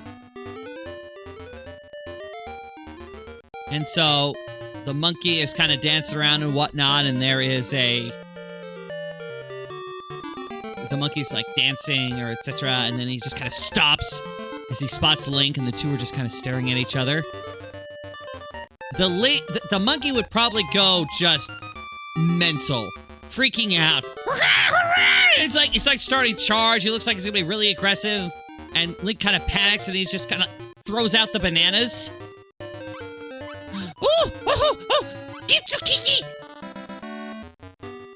And so, pause, effect! Thanks for coming on in. And so, a repeat of the incident in previous monkey business occurrences is averted as Link immediately just hands of the monkey, hands of the bananas. They all share the bananas. They all have a great time. They build a bridge. It's real nice. Now, the stick is an interesting thing to leave behind. It's an obvious thing for our trading side quest, but in terms of a story, one of the monkeys would need to have the stick. Maybe Kiki the monkey has the stick, and he's gonna, like, smack Link with it when he is, like, starting to charge. And, again, the banana situation completely diffuses the whole deal. They have a whole bunch of fun as they're building the bridge, etc., and Kiki gives the stick to Link as a gift, like as a sign of friendship.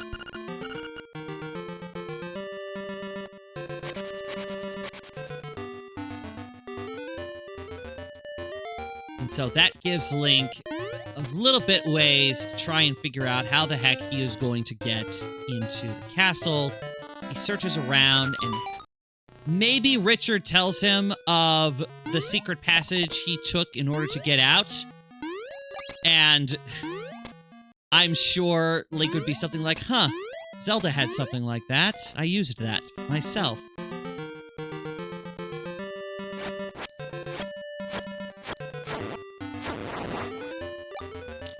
Now, I don't want to just... Dang it! Ow. I'm gonna get myself killed like this!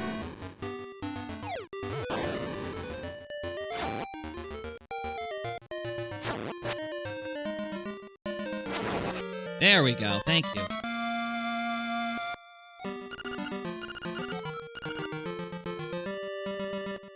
But, on the other hand, there may not be too much of a choice here.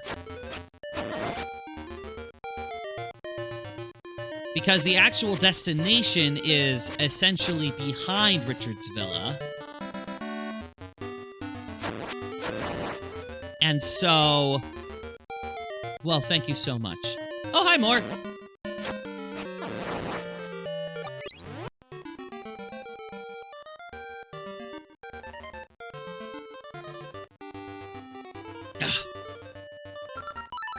So chances are we would treat most of this place just like a regular dungeon.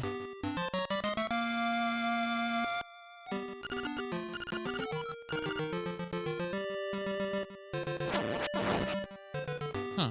Why did I think there was 3 out here? Oh well, doesn't matter.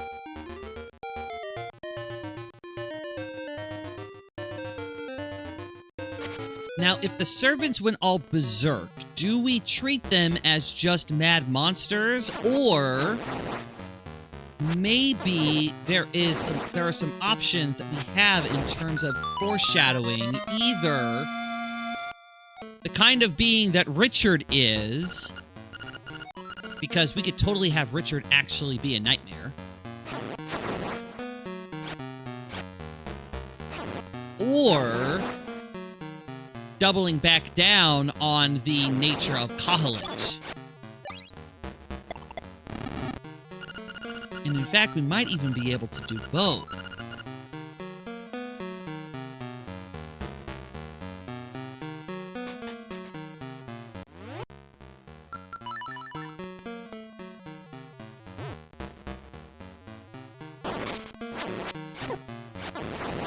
There would need to be some kind of place where Link is able to sneak around.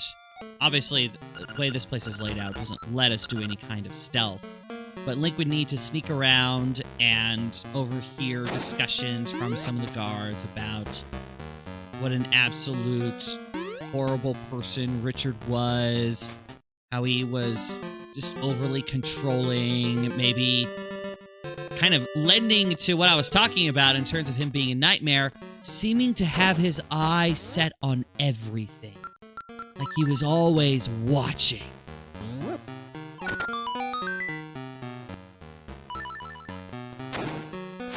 So it kind of makes Link a little... maybe a little sympathetic to the servants, even if he doesn't condone the fact that they try and kill him on sight, so it's not exactly like they're blameless.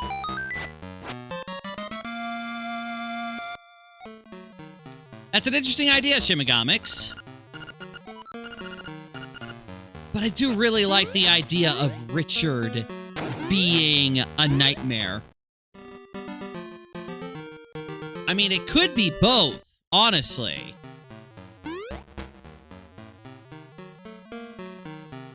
I mean, these nightmares are all full of independent thoughts, so...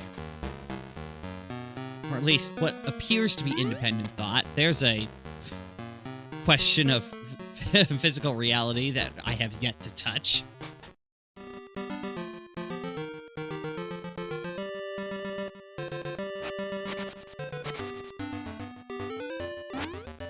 But it doesn't change the fact that they would absolutely attack Link on sight as he is trying to get the leaves. Especially if he's getting the leaves, he's obviously working for Richard. But Link is able to escape. And maybe then Link is trying to demand answers. What did actually happen at the castle? Because at this point, it could have been going both ways. Who is at fault?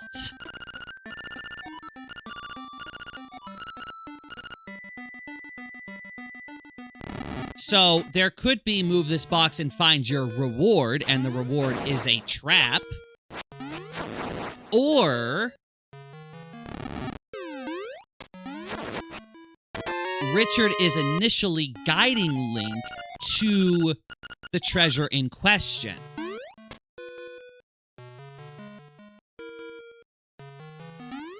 Now, I'm imagining his villa to be a lot more like Versailles than just this random house in the middle of this supposed prairie. And so... Richard would be leading Link on a merry old goose chase, if you will, all through this place. And Link is... Oops, dang it. Link is trying to keep up, but seems to be having a harder and harder time of it.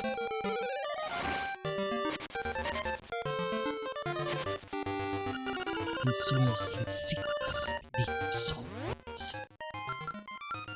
That's just a hint to allow us to have this, which in this case, I don't think we necessarily need to have the slime key available, because instead, the chasing of Richard through the gardens here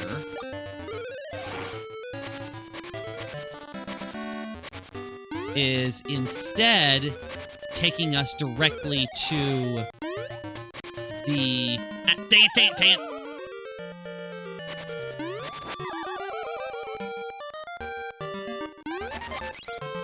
What I get for trying to take shortcuts. Fall down holes.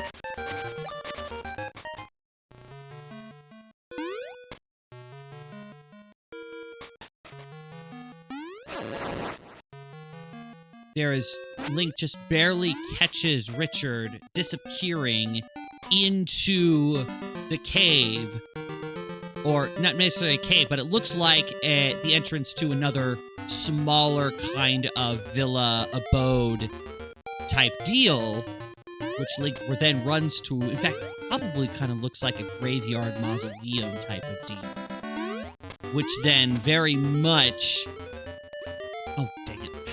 Forgot about that. Gotta unlock the door.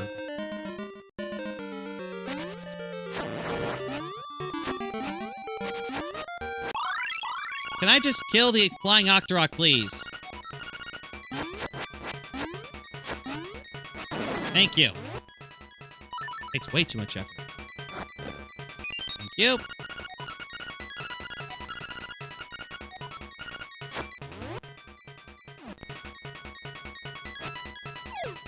And now I'm suddenly wondering where the...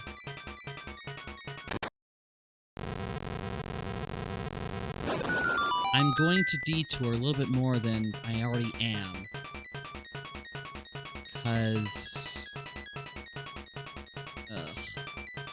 there was a glitch in the programming, at least there used to be a glitch in the programming for this game, was that if you did not go to the seashell mansion at the exact right number, 5 and 10, you did not get the seashell gift.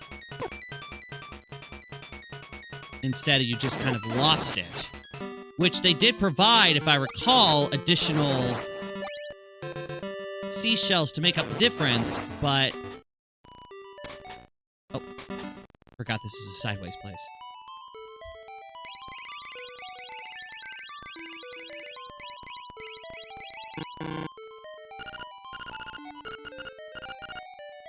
Crap. Crap, crap, and crap. Hang on. Is there any chance...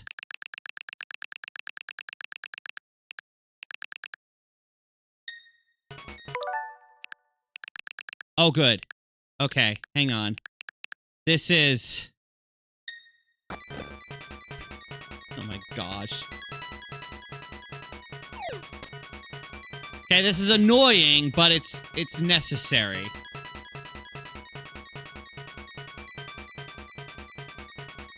It's actually kind of frustrating. I think about it. It's fine.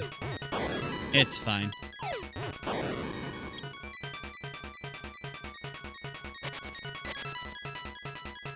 Just the things that need to be done for the sake of the fact that I am a gosh freaking completionist.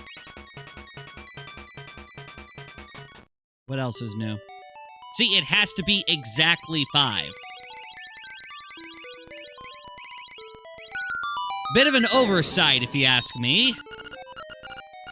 I believe that they provide 2 additional seashells, but I'm not taking the risk that I can't somehow find them. Because that has been a problem in the past. And I'd rather not go through it if I can help it. Thank you, rewind function. I also probably should have gone the other route and unlocked the door instead of going this way, but... Oops.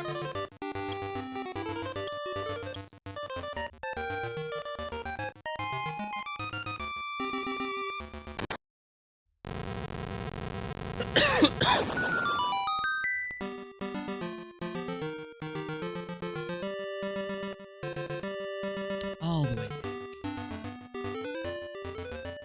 Ba-ba-da-da-bum, ba-da-da-da-da-ba-dum. Good music. Solid music. Alright. Now that we've taken care of that, we can get this part going.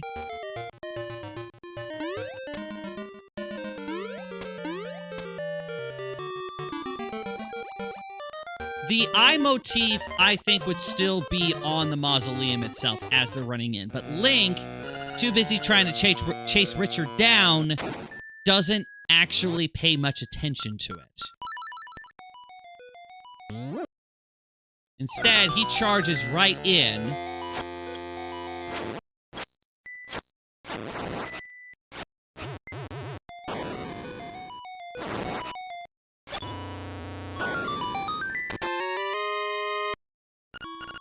And, well, he starts trying to find him. The Key Cavern is aptly named, because there are keys everywhere in this place.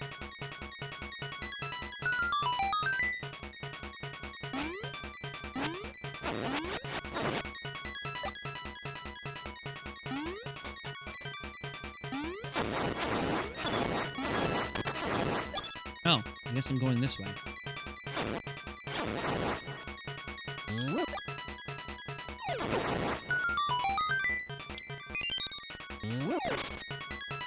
The challenge, though, becomes that of... Oh, well, thank you. Again, trying to find the right plot device to manage this section of the game. Because not every character is going to be as talkative as what I described the clown being and what Facade obviously is.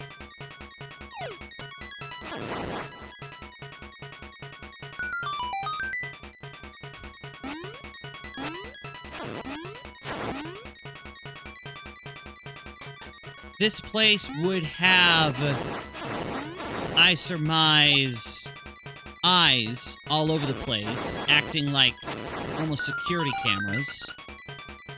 Do not fear, dash and fly. Oh, that's... okay.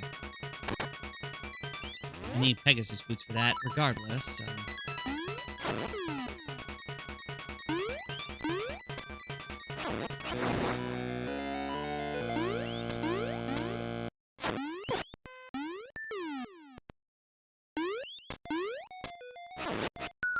Go. That up here.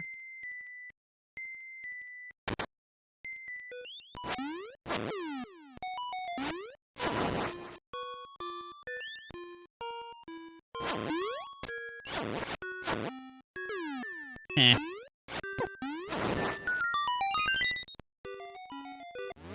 This is more for my own personal enjoyment of being able to open up all of the doors.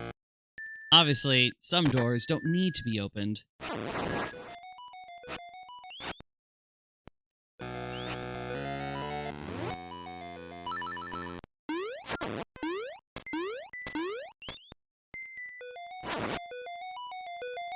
I've never actually cleared all the monsters out of this room before. Okay.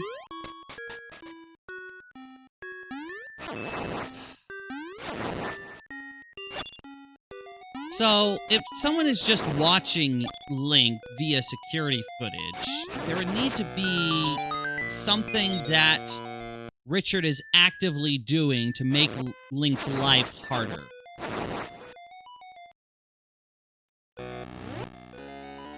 I'm not sure what that would be. Do I have enough bombs? I might have enough bombs.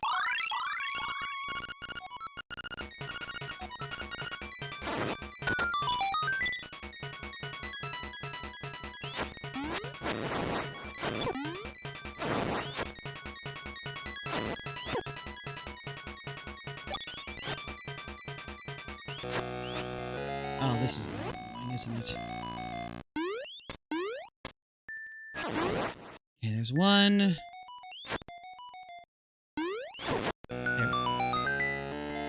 It hurt. I got it.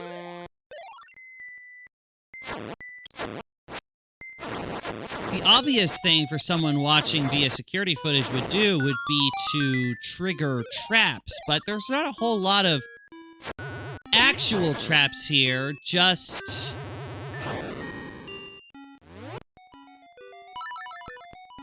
a lot of monsters popping up, which I guess you could potentially trigger monsters coming out of the woodwork.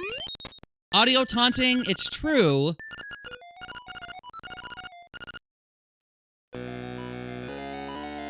But, like I said before, I don't necessarily want to have... well, no. I was saying I don't want Richard... I don't want to have every boss to be a talky, taunting type of deal, but we've already established that Richard is overly dramatic. And so, a taunting over the audio system...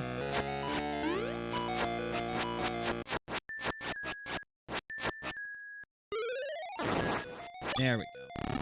Actually would fit his character very well.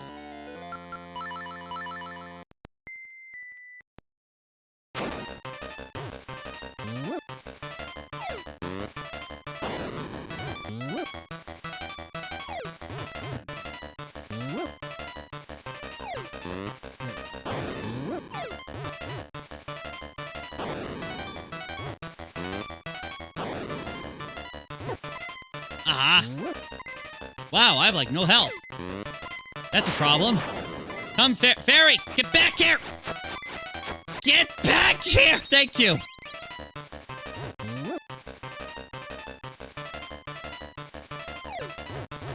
Oh, come on.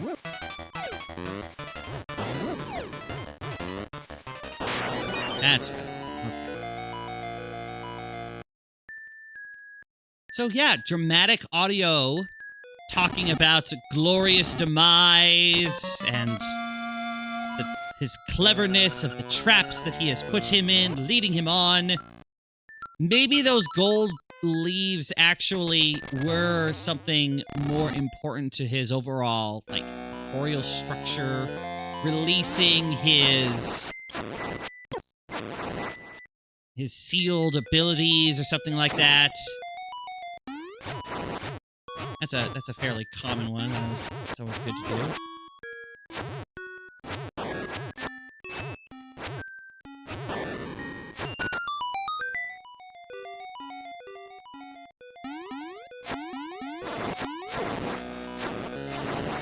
How many keys do I have? 2? Do I need, like, 4? Huh.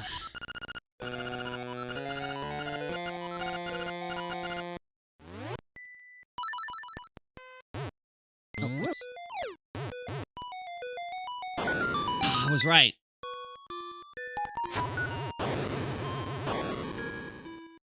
What?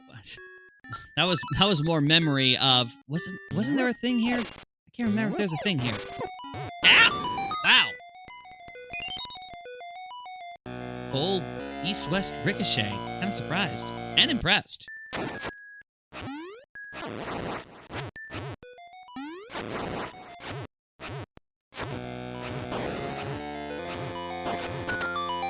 Go. Grab you.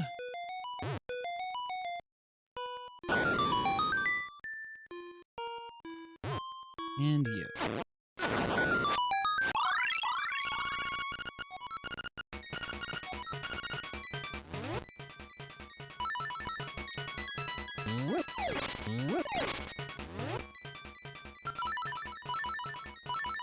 Now, would Richard ever get flustered by how well Link is doing? I don't think so. Clown Boy definitely did. But Richard is so enthralled in the dramatic of the moment, he's probably talking up like the grand climax when Link finally reaches him or something like that. Anytime that Link is struggling with a challenge, like particularly like with something like this, it'd be like, "Oh, you disappoint me." Something like that, and then when he actually succeeds, it's a, "Oh, brilliant! Brilliant!" type of deal.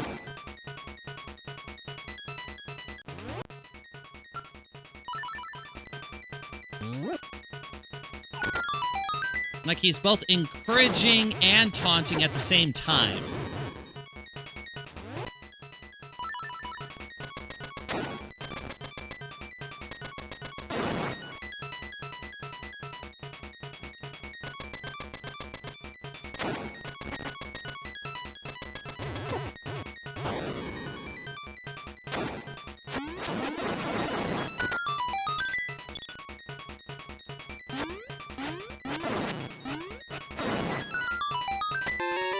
All of that.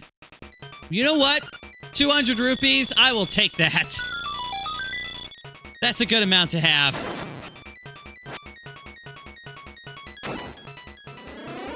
That was worth the detour.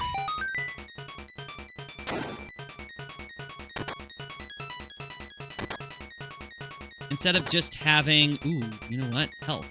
Ooh, get those health. Instead of just having key blocks, they would be, like, intricate puzzles or something like that. They would, of course, all be eye-themed in some form or another.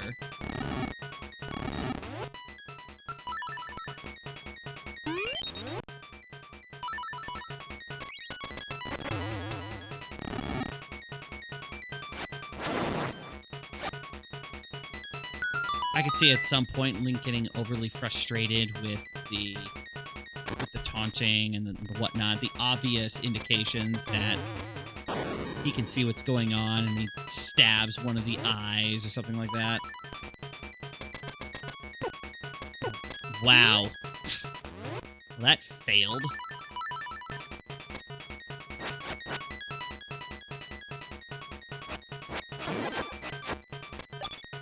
I was hoping for health. I did not get it. Oh, never mind.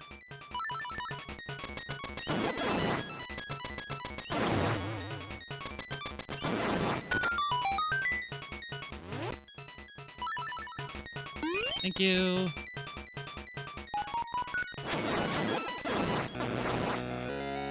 So, if I recall correctly, this key is here primarily to ensure that if you didn't get one of the locks in the top square above, not the top square, the square that's right above where we are at, you can still go back and get into those. Not that you technically need to go into them, but you might be curious. Yeah, so all the taunting, all the whatnot leads into here. You can't find me. All of that searching. How shall you conquer? After a while, you see that... Link sees that all of this stuff is dropping from the ground. And eventually... Well, that.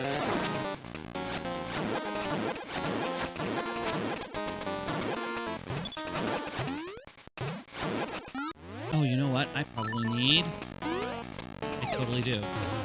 Ah!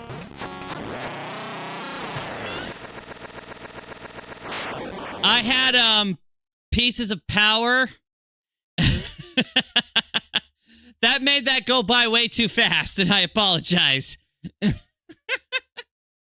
don't know if I'd call it hilarious. I will call that kind of situation very cathartic. And yes, that would definitely... Well, you know what? I don't know about being surprised, because actually I do feel like Richard here would be one of those characters that just plays into the drama regardless of the result. So, the drama... Oh! Another foe has been conquered! How gallant are ye! Can ye continue in what is most... Basically, as he is dying in this dramatic fashion, first off, he takes away the catharsis of, oh, you conquered me. I don't care that you conquered me.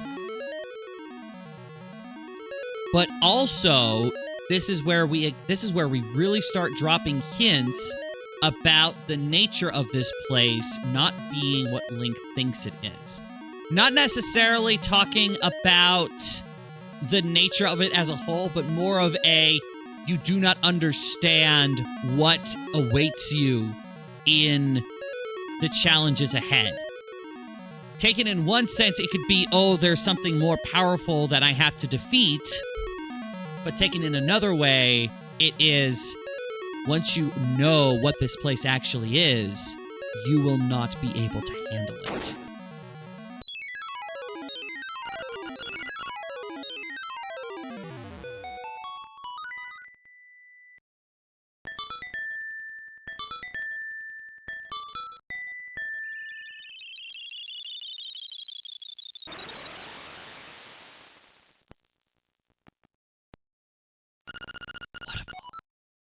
Hidden waterfall. Yeah, those, once again, those are always just the hints for the game, the player. However, the owl, how many instruments have you gotten so far? The response from Link, why do you care so much? Well, when you play the instruments in front of the egg, the windfish will wake, and you will leave this island. The conversation kind of continues, why are the instruments so important to the windfish? And so the discussion then talks about the power of music, the the discussion. This is probably where we use the owl statue that we saw up in the northern areas. Music, the windfish stirs, that whole deal.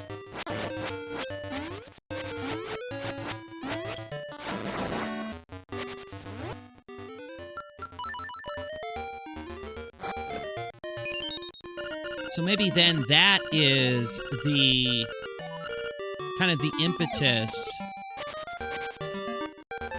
Why do I keep saying impetus? I need to make sure I'm using that word correctly. That is the triggering thing that makes Link kind of ponder what is he doing with this music? What import does this music have? Why should any of this matter?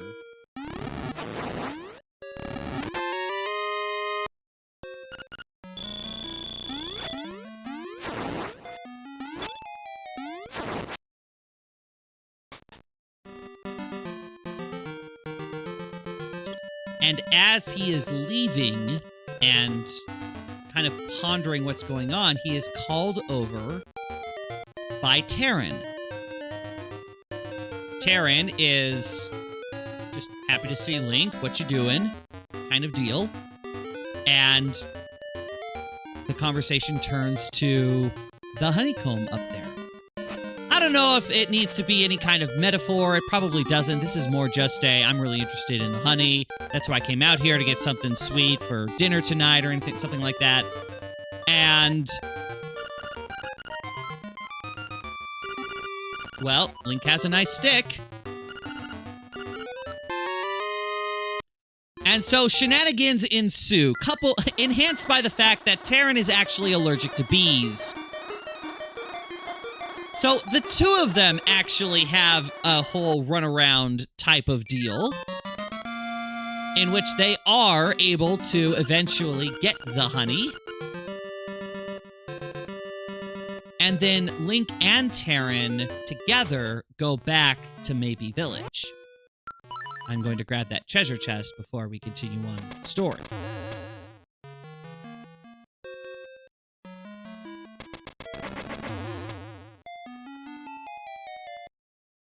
Hopefully I can do it unharmed.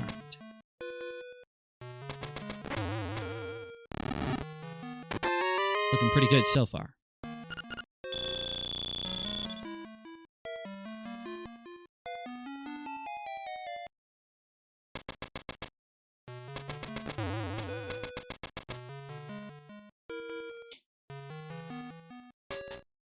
There we go.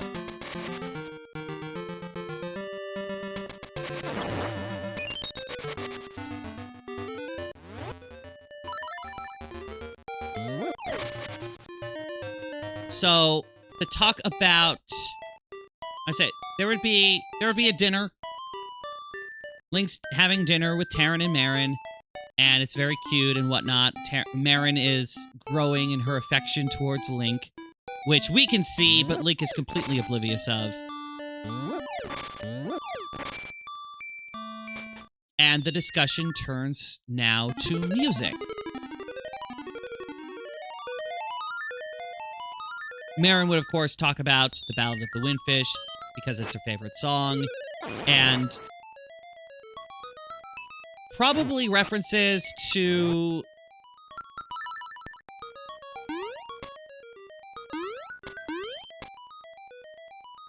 well, let's say references. What am I trying to say here? Kind of indicating that it's just a song that's been in her soul her whole life.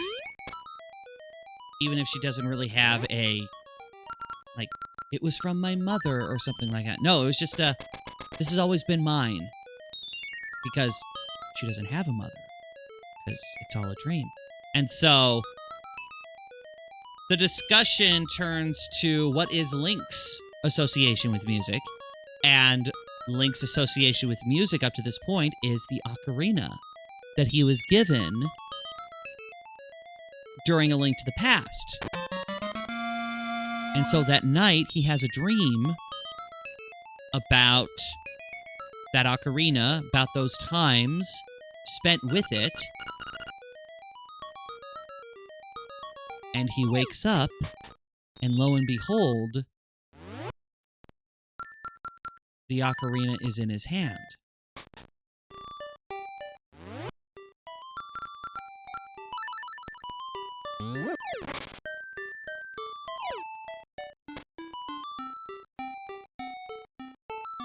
Marin is out and about doing morning stuff.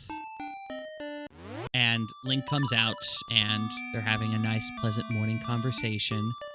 And as things turn into a quiet lull, Link kind of almost absent-mindedly pulls out the ocarina and starts kind of testing it out, making sure all the notes work correctly, and Marin is fascinated by this instrument that she has never seen before.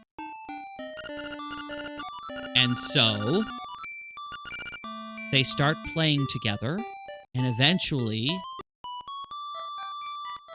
it turns into Marin teaching Link her signature song.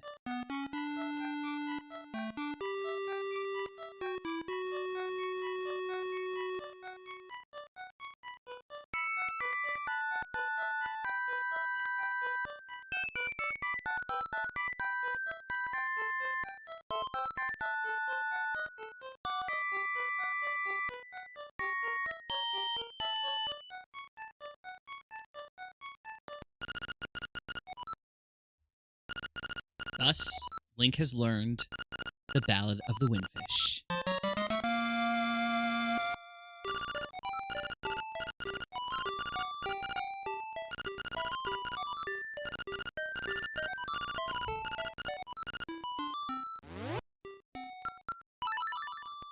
The question now turns to why does Link continue journeying eastward? Freaking 980 rupees.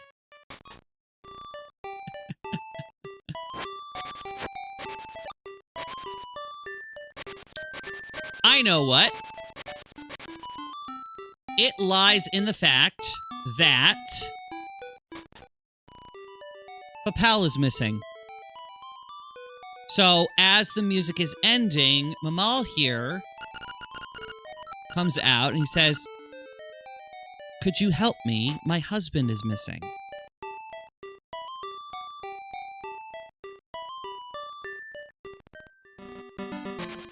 Link has obviously gained a reputation of being able to solve conundrums like this, and so he says, "Sure, I'll do that. I'd be happy to do that. I need to keep exploring this place anyway." Which way did he go? Well, he left to go eastward. Oh, well, I was just over eastward. I didn't see him, so maybe he's gone further than that. And Marin would say, "Oh, well, if you're headed that way, you should check in with Animal Village." Animal Village? Yes. They're on the other side, and they are wonderful people. If Papal's been over that way, they probably saw him and maybe even helped him. They might be able to tell you which way he went.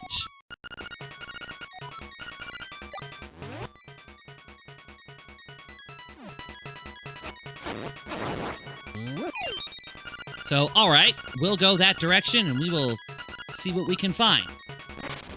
Let me see cells do I have. Okay, I need 2 more.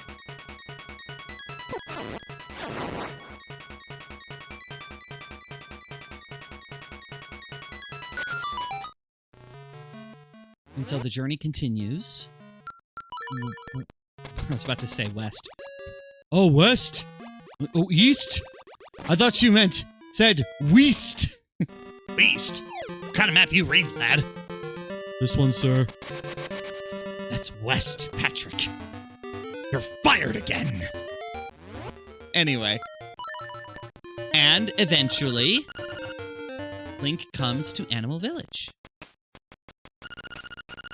Such a nice day. We need a song from Matt. I don't think they would necessarily start with that.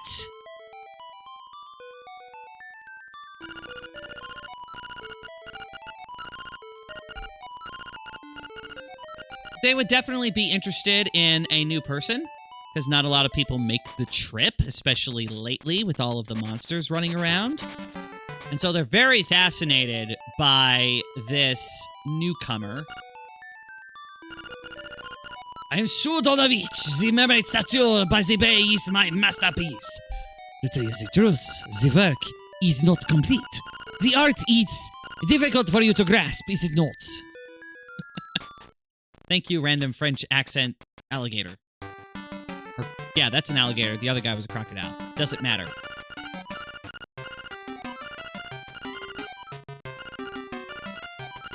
So, since we have not been specifically directed to Yarna Desert, there would need to be some kind of crisis that is occurring in the Yarna Desert that needs taking care of. We already came here in search for Papal, and that has... They're still looking for answers for that. There are two ways that we could potentially look at this. Well, no, I'm already going to combine this. Papal was seen heading into the desert, but we've also seen violence happening in the desert. There is concern for Papal's well-being. So what's going on? All right, well, Link's going to head in that direction to deal with this. There would be discussions about, like, Marin. Do you know Marin? We love Marin. Her singing is wonderful. Yada, yada, yada. And I don't think I need to go this way until I have a quick shot, if I recall correctly. So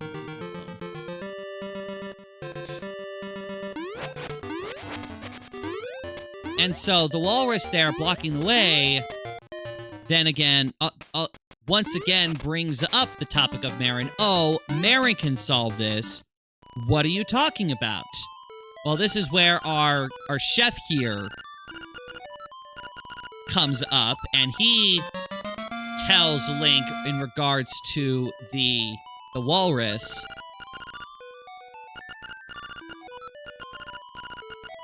And how Marin is the only one that can usually get him up and moving. No, normally this wouldn't be any big of a problem, because Marin comes here all the time, but with all the monsters in the vicinity, she hasn't been able to come anytime recently, and they would not be expecting her to make the trip on her own anytime soon. And so, Link is kind of, well, I just left her. I can go get her. I can protect her. That'd be fine. Hopefully Papal will survive. And the bear then gives Link the pineapple as a, I'm sure Papal will be starving by the time you get to him. It is a desert after all.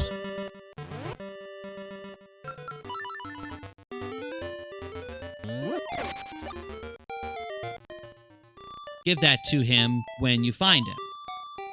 Alright, makes sense. So Link comes all the way back and discovers that Marin is no longer here. Where's Marin? She's down by the shore. This is a scene that I most likely would not change for anything. Like, if anything, you expand the conversation, but the core content is just perfect. Absolutely perfect as is. I would not dare change it. Is there a... I don't think there is.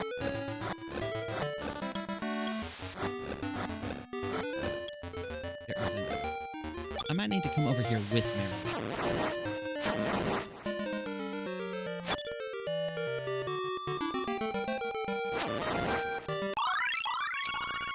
Oh, There's one other way that we could potentially make this thing go, and that is we have the date happen before Link goes east.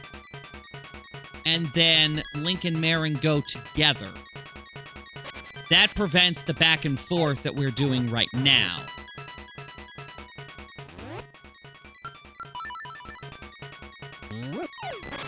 Because it is kind of silly to, oh, we just saw Marin, we leave, we gotta go back for Marin.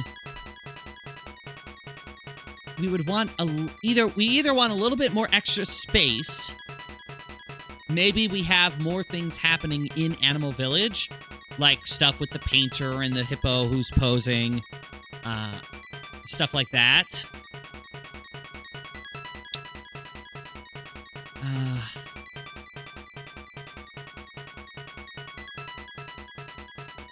Either we do that, or we have the date happen after Link has learned the song. Link learns the song, and Marin basically invites Link to the beach.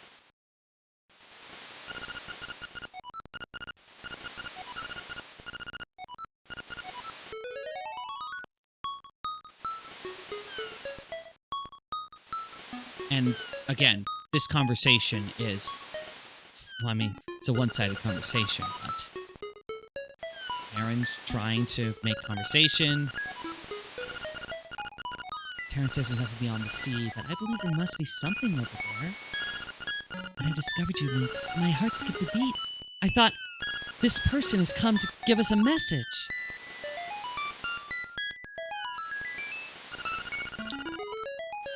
Link is... he is responding.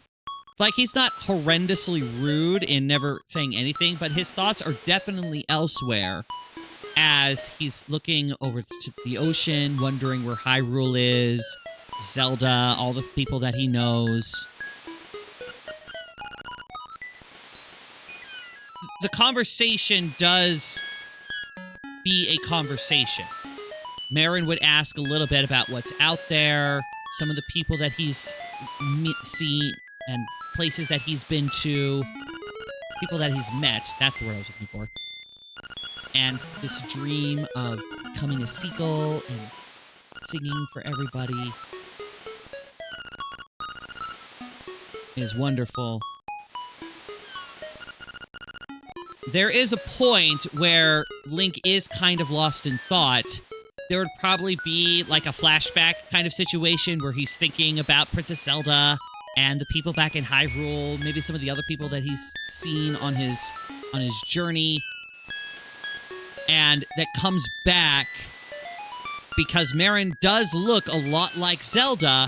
It kind of the flashback ends on Zelda's face, and then it transitions into Marin, and she's looking very... Hey, Link! Link! Are you listening? Are you listening to me?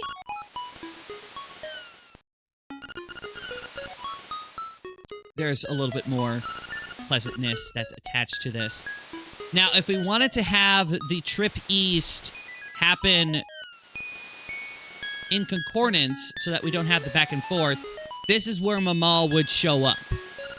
And maybe not here, but they would be like coming back to the village, and there she is, and she's looking very concerned. Like, where's Papal? Kind of, where's my husband? Link volunteers, and Marin would be like, oh, I know the eastern part of the island. I used to go there all the time. Let me come with you. Link would be concerned, and Marin would say, well, come on. I have you there to protect me. So we have that option, or we have what we are doing right now with the back and forth. We have the meeting with Marin here at the beach as constituted, and we continue on. I think I like the other version better. If for no other reason, then it gives us an excuse to have a lot more immediate shenanigans with these two. Because there has to be a natural point in the adventure or in the story for the Link and Marin shenanigans to take place. So, for example,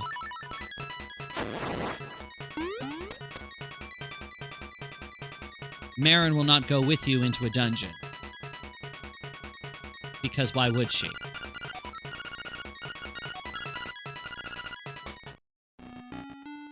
That just, I think, is great.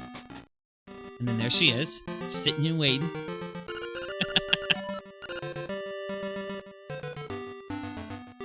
This is the funnest thing to do.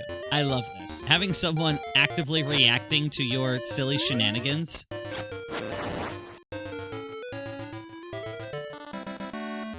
It's just great.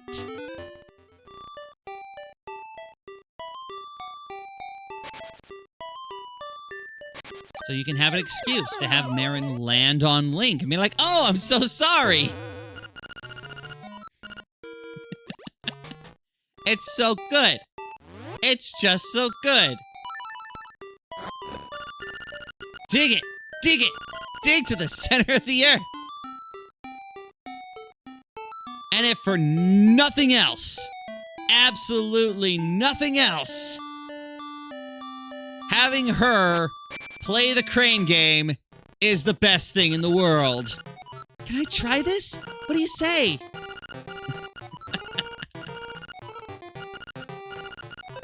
If we did this in a way where not all of the date stuff happens at once, but interactions between Link and Marin happen throughout the thing, Marin would be the one to get the Yoshi doll, and she would do it by basically not only getting the doll, but basically getting the crane guy, and he's flailing around, and he knocks the Yoshi doll over, which he had rigged to never be grabbed.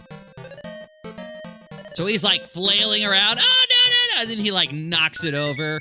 It's obvious that it was glued there. And so, like, you cheat for taking this. That'd be fun. But this is hilarious by itself. Beat it, pros aren't allowed in here. Doesn't matter. We saw through your scheme.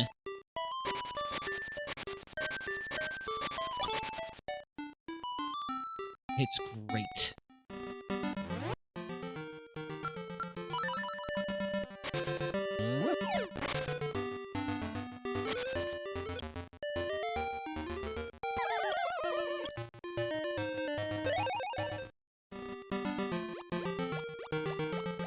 So the journey would then proceed as normal. Everyone would be super, super happy that Marin is here. We haven't seen you in forever, so on and so forth. They learn that Papa was seen going to the desert. And Marin would be like, oh, don't worry, I will take care of that. Everyone's really happy about that. The bear chef would still give us the pineapple as a means to help Papa when we find him.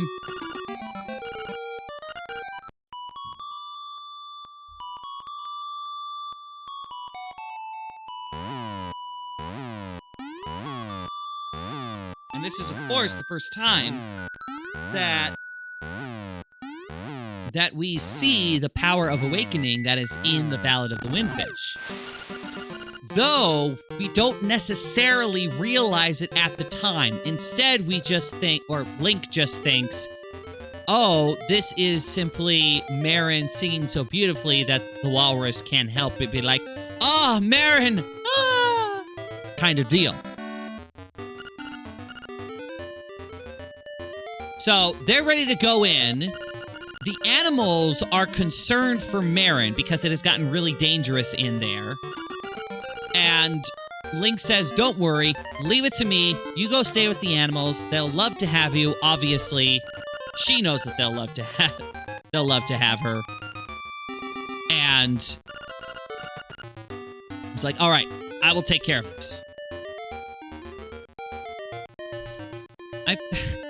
Link is probably wondering, as a part of this, how the heck did we get a desert on a tropical island? That doesn't make any sense at all. And yet, it's oppressively hot here.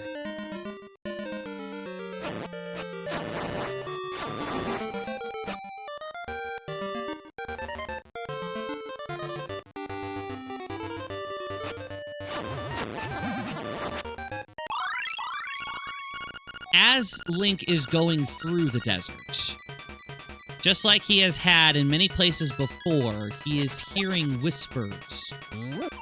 Voices in the air that he doesn't understand where they're coming from.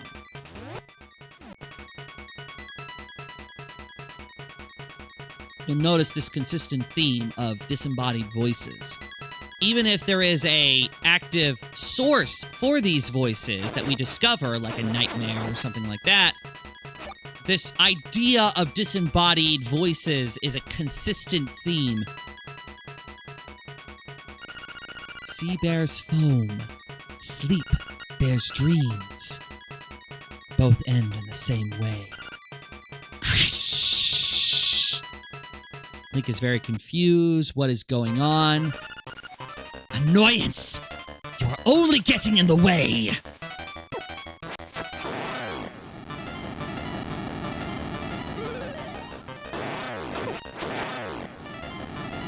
And so this conflict then happens with both of those lines as is in that order. And it's hard to tell whether or not the disembodied voice was the thing that attacked or not. I'm going to drop down. Because dropping down, there is no sign of Papal. At least, he's not here. However, there is a clue. Something that leads Link to realize he needs to head north. Maybe a note. It has to be something that says we need to go search for Papal in the mountains. And so Link is confused. Why go all the way to the desert and then suddenly head north? Obviously, the owl shows up again at this point. There is no key. Well, no. Maybe there is. Maybe the key, then, is the thing that tells Link, let's search for Papal up in the mountains. There's that of a fish swimming up a cascade of water. The only waters cascading here are up in the mountains. Link reaches the conclusion on his own as he looks at the fish. He thinks of a fish leaping up a waterfall. There must be mountains. Let's head to the mountains. Then he would probably turn to the owl and say, so why are you helping? And then he's gone. Done pulled a Batman on us. Again, the owl is being very enigmatic. He's helping, he's being mysterious, and yet he's not being very clear on anything. So, Link comes back to the animal village. He's a little beaten up. He spends a little bit of time here. Marin is happy to see him. They spend time together again, playing music. Both of them play music together for the animals, and they absolutely adore it. And he tells Marin that he thinks Papal headed to the mountains. And Marin would inform him, well, here is the way to get to the mountain. This is what you should be looking for. Ow.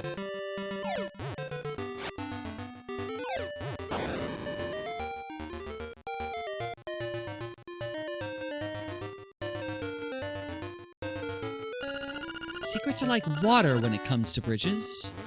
I couldn't remember if there was a seashell here or not. Ah, there is! Awesome. There's our 10. So we can grab our other extra one from the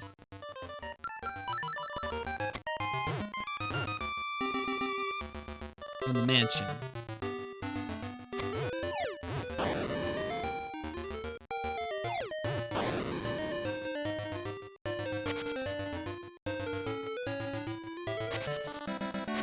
So at this point, Link is still trying to figure out why the sudden change in direction. Like, none of it makes sense. And in fact, he's probably struggling at...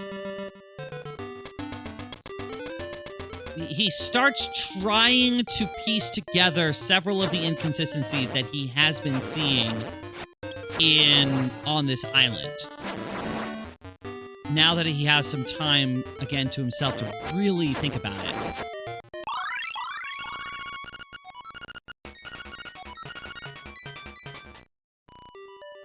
So things like the disembodied voices and the owl just showing up out of nowhere somehow, and how several people seem to just be showing up out of nowhere somehow.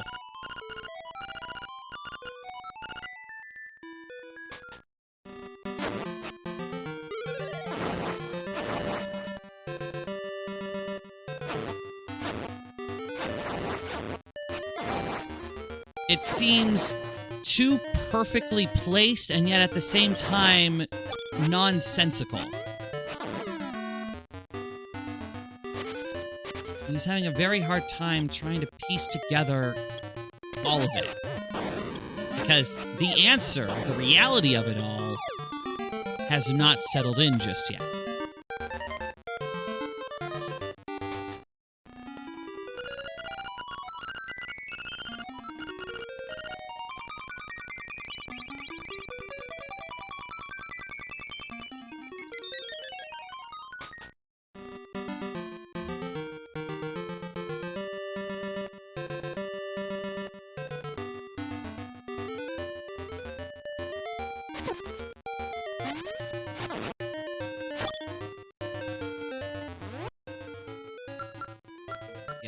All the way up. Still, this is a pretty good detour for me because Crazy Tracy is over here, and I don't know if I have a good spot for Crazy Tracy in the story, but at the very least, as far as gameplay is concerned, wonderful to have 42 rupees. I just realized it's 42 rupees because it was 42 rupees in the original game. You got a potion from the old hag for 42 rupees, or 60 if you got the double dose. This one is an automatic, so it's just the one, but still, it's 42 rupees. That's good. I like that.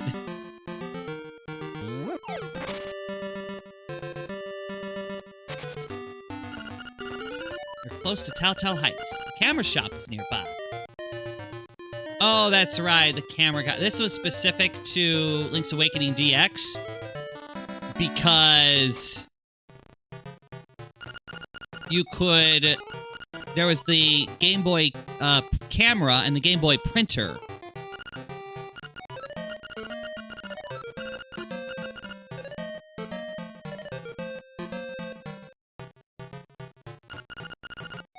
Here stands a brave man.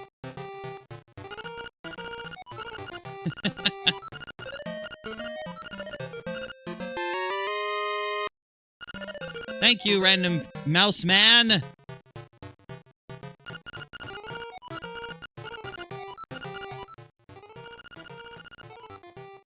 No print, no print.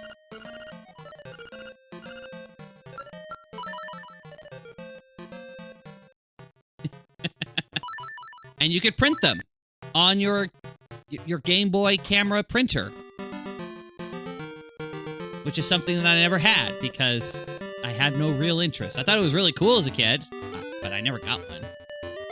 Because I didn't have money, and it seemed like something I wanted to ask my parents for.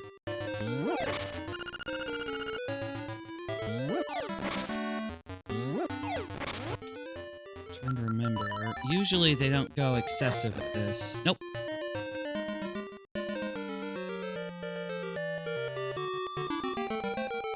Link would show up to the mountains, at least at the foot of the mountains here, and he would try to figure out where Papal was via the waterfalls. So he would start by trying to locate the waterfalls and figuring out, okay, where is he? Where is this stuff?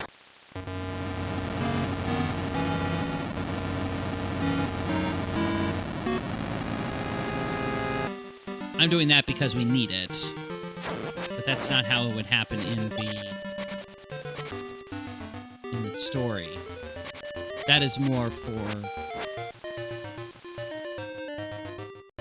Well, we'll get to that.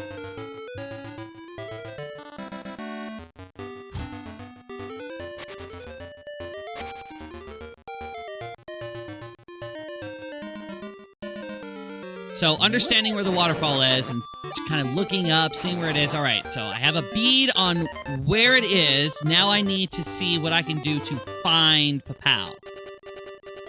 And so he starts looking for a spot where he can climb up the mountain in order to look for it.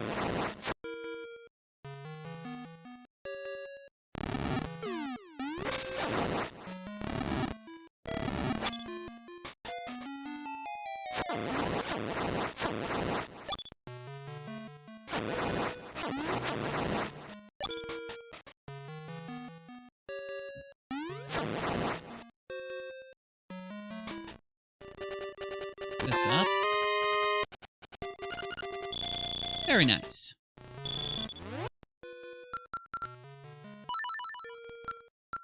Oh my gosh, give me... Thank you.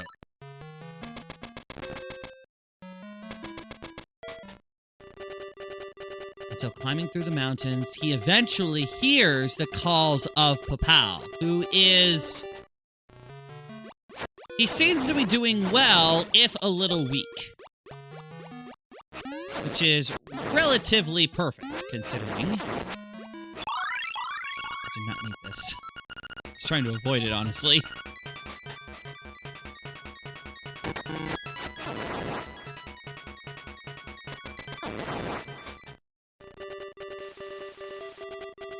But Link is able to rescue Papal. We have the pineapple, so we give him the pineapple.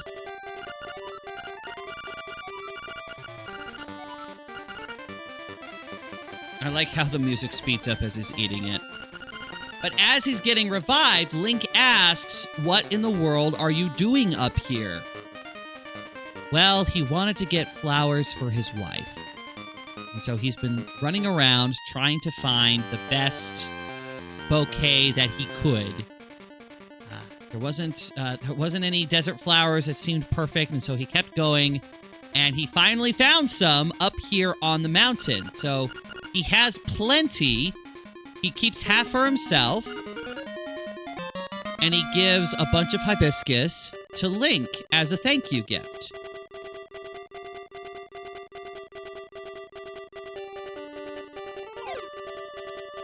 Link is very pleased and whatnot for this gift.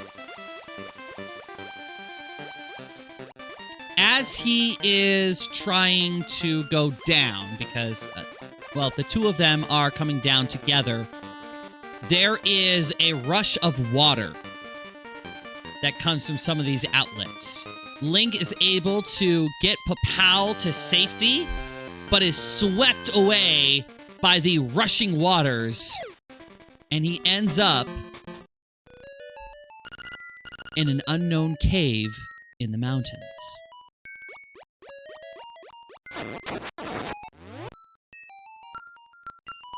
And that's how we end up in Angler's Tunnel.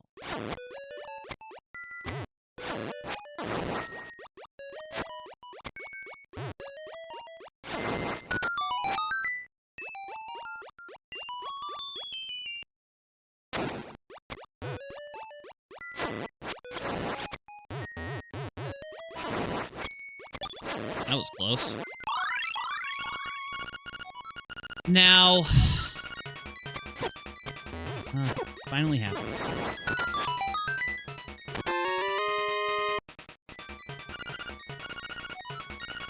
this place, I don't think that the nightmare will be talking to us all that much. Because initially, it seems more like Link ended up in this place by accident from a random surge of water.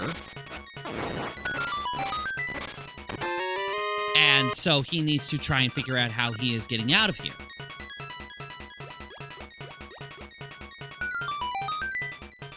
There's no obvious entrance. He got flushed in, basically.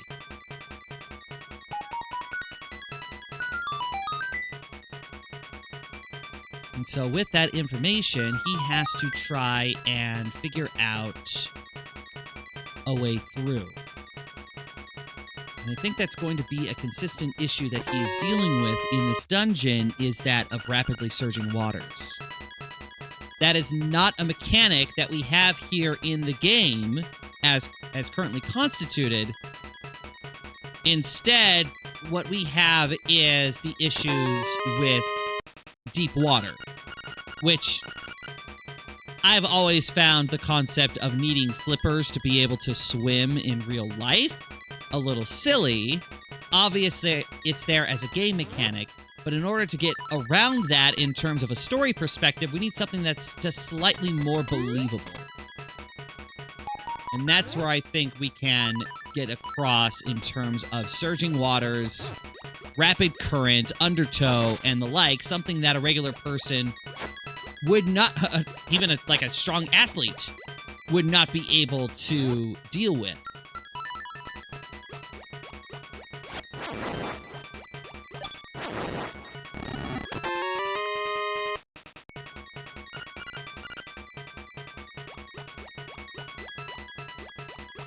And that's what makes this place so dangerous.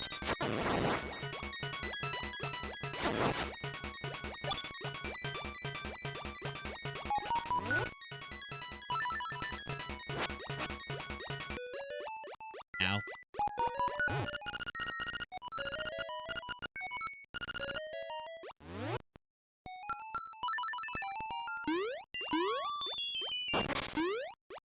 Ah, darn it.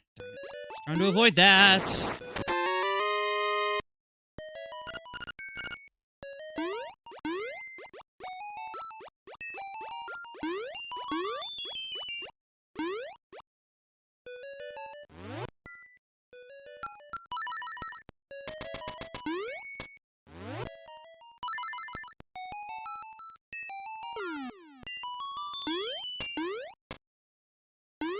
Since this is more of a silent adventure, especially since we're dealing with a fish as our boss, I think it's kind of nice to have a situation where there isn't necessarily a taunting going on. Though the taunting actually technically is being exhibited in form of the rushing waters. And so, while we don't necessarily have to map out every twist and turn that is going on in this dungeon, because I honestly don't have enough of wherewithal to kind of figure that out as I'm going through all of this.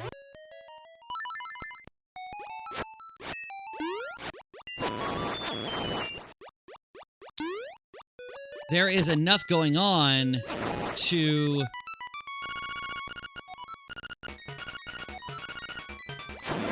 just say anytime we end up needing to randomly change directions or double back, you can explain that in terms of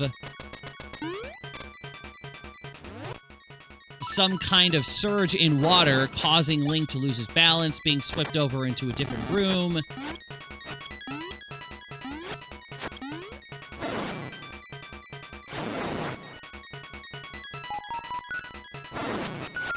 Something that makes things just a little bit... Oh, that's deep water.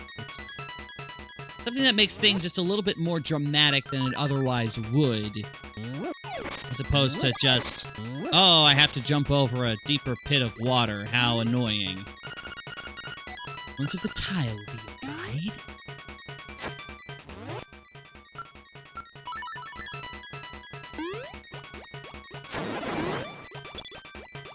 Oh, isn't there a thing up there?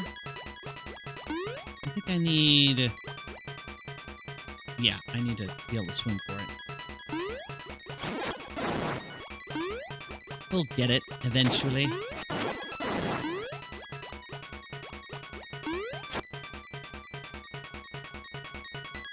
So the fact that I have to loop around in a circle like this is kind of annoying, to be perfectly honest, but you can explain it more in terms of being swept away in a current. I can't go in the direction I want because it's not letting me.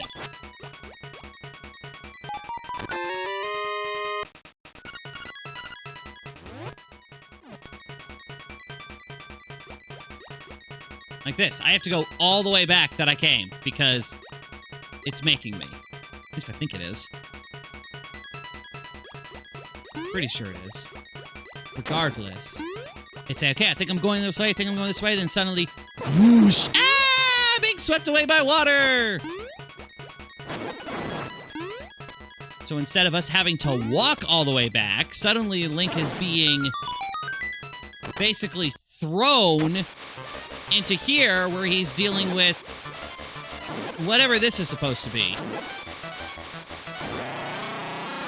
And yeah, I'm just gonna kill it and move on with my life, because I don't like this dungeon. This dungeon sucks.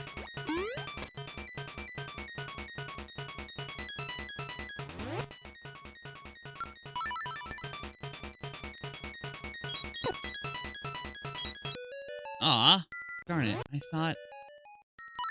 Oh well.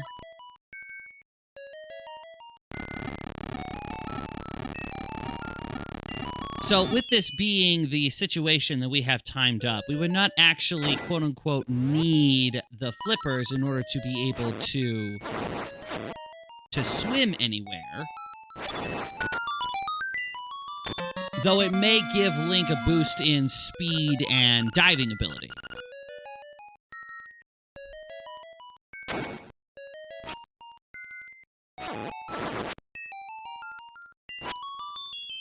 I need to remember how this goes. Left, left, right, middle. Oh, okay. That's easy. I can do that.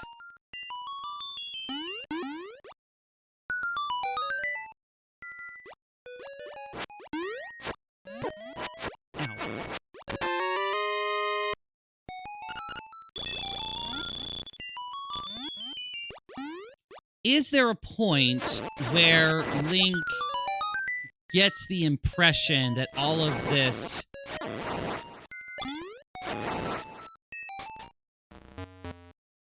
water rushing around is not natural? I think he probably would. Eventually, he would get the idea that this water flow is preventing him from reaching a very specific location.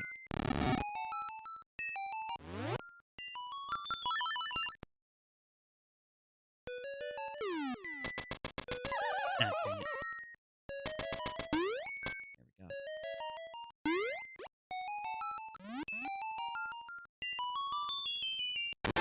Thank you.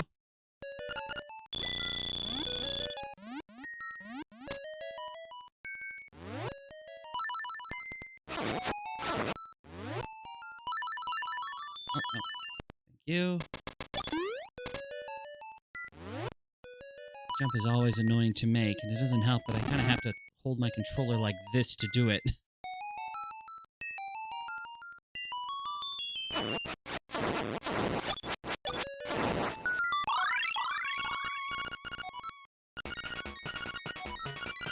So maybe having just that additional speed, he's able to kind of study and time the flow better, and is able to eventually get to where he wants to go.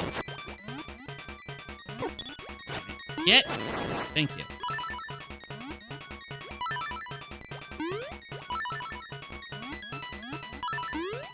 I used to think that this thing was timed. Like I had to get to each one as fast as humanly possible, otherwise it would reset. Turns out I just need to not touch the other tiles.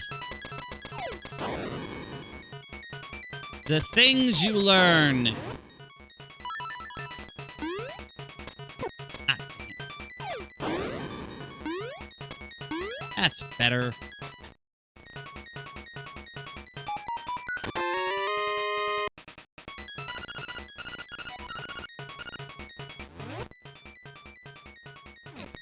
I might go grab those bombs, though.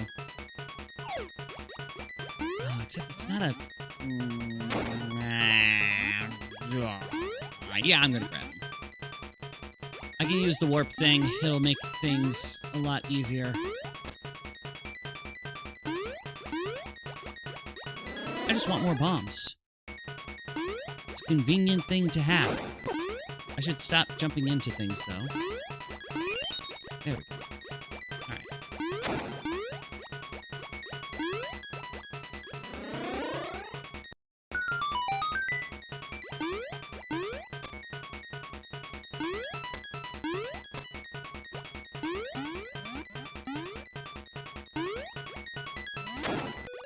So by timing all of this out, he is finally able to get to the area that it looked like the currents were specifically preventing him to go. And as he gets closer and closer, the more he realizes that this is definitely not a natural phenomenon.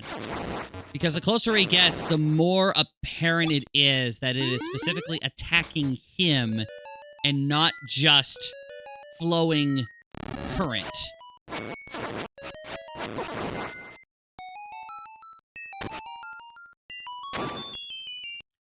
And that is where he ends up in this situation as he finally sees a light in the water, goes for it, and encounters the giant fish. Now, this boss is stupid. I think this boss is ridiculous for a number of reasons. Well, no. The number one reason, the only reason that really matters, it's so stupid easy and fast. So I guess that's two. It's stupid easy and it's stupid fast. Let me demonstrate. This thing is underwater.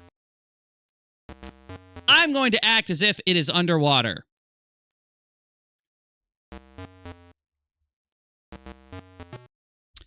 Someone time me. Here we go.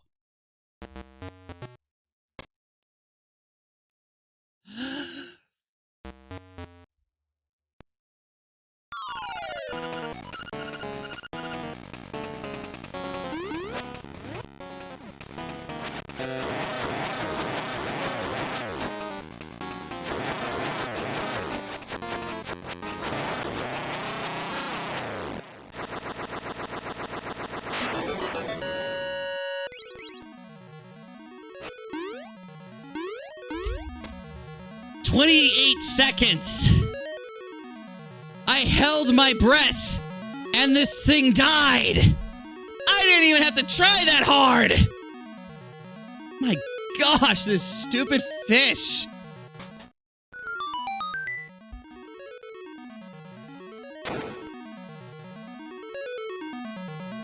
Anywho, we got a harp.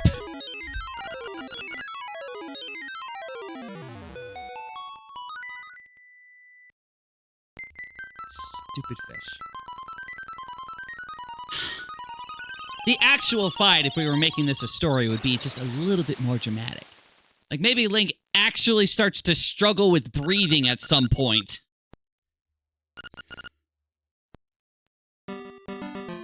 Just ridiculous. Absolutely ridiculous. Anywho, as the fish is destroyed, Link doesn't just emerge out into the sunlight. He comes into an area where he finds Manbo. Manbo!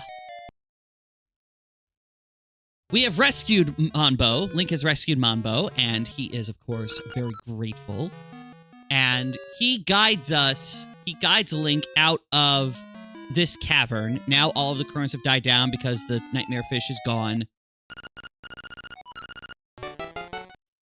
And there was a great celebration with him and his fishy friends at Manbo's return. Complete with musics.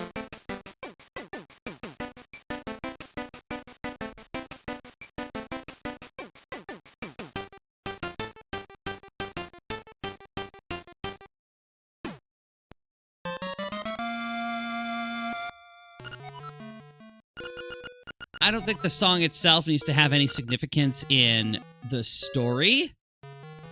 But we're totally having a fishy dance number. You can't go wrong with a fishy dance number.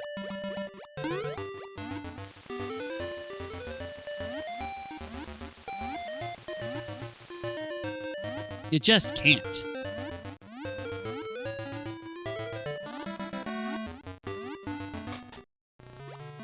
Here. Gotta grab that. Woohoo! More health! Yay!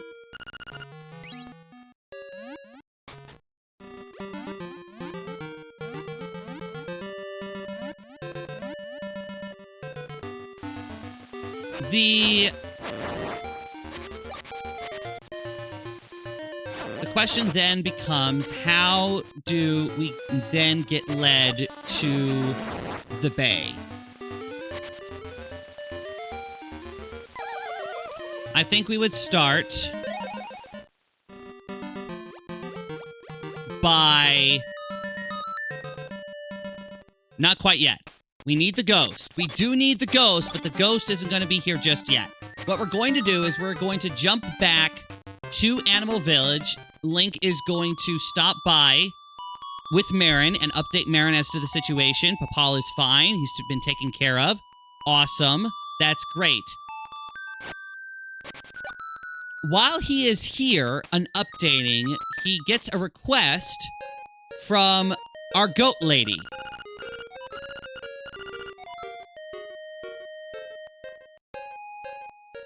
Link gives the hibiscus to Marin, by the way, and she sticks it in her hair because it's pretty. And yes, I am making that relationship even deeper because it has to hurt more when we discover the truth of everything. Anywho...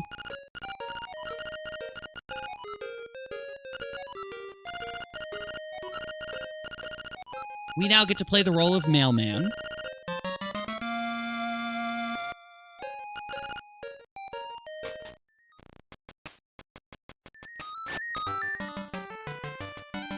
I feel like...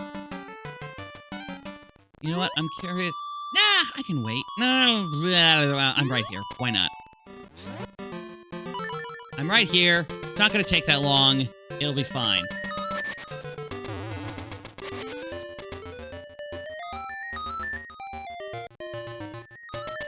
Run over here and check it out. Because we can, we have bombs.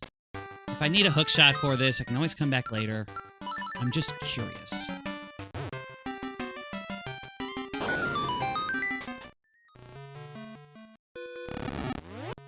I'm actually curious. What is in here?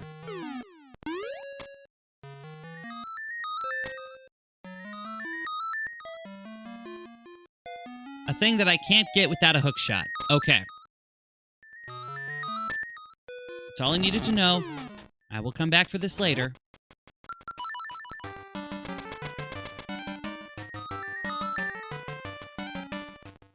As it turns out, our goat woman is not just pen pals with Professor Wright. In this case, we're going to have them be researchers. And the reason I say that is because they are researching some of the... We'll see you, Killer. Thanks for being here.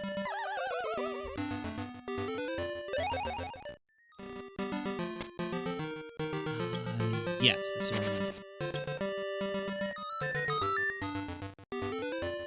Yeah, we'll go this way.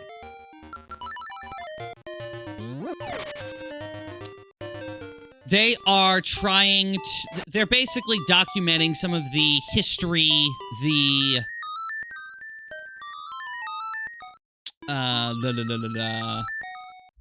lost tales of Koholilnt, stuff like that, and the questions of the departed, the echoes of the past, and things like that are a topic of concern. A topic of interest, if you will, and... Ow, ow, ow, ow!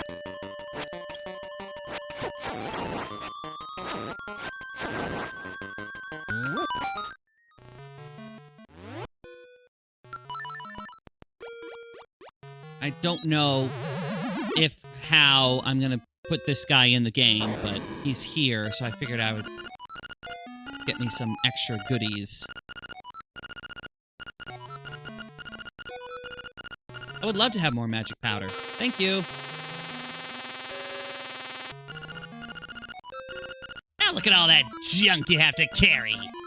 Oh no, how horrible. Usefulness. Anywho.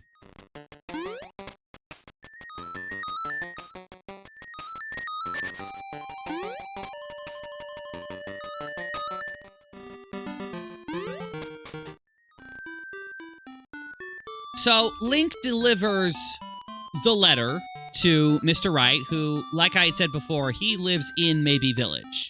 So that's where these two communication hubs are discussing. And so, Mr. Wright pulls out the letter, he reads it, and it is a development in the research in regards to some of the stories and potential summonings of departed spirits. And Mr. Wright is Professor Wright. I'm going to call him Professor Wright because this is a academic endeavor. And he is all up and psyched and ready to do it, and he insists that Link helps him in his research.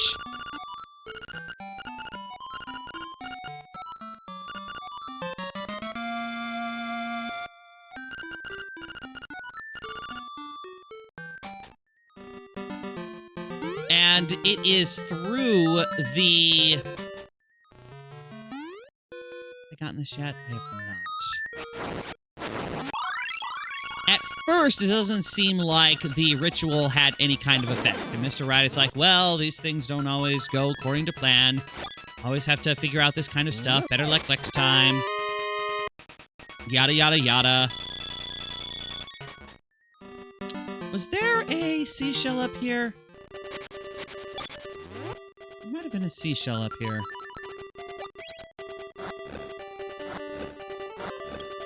There is not. Awesome. I don't have to worry about that.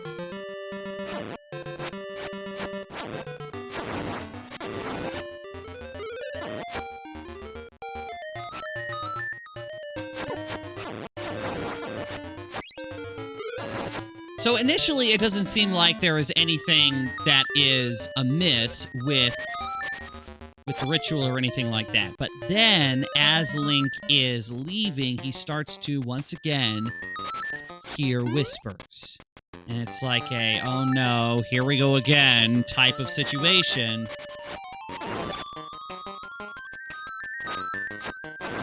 What do you want this time?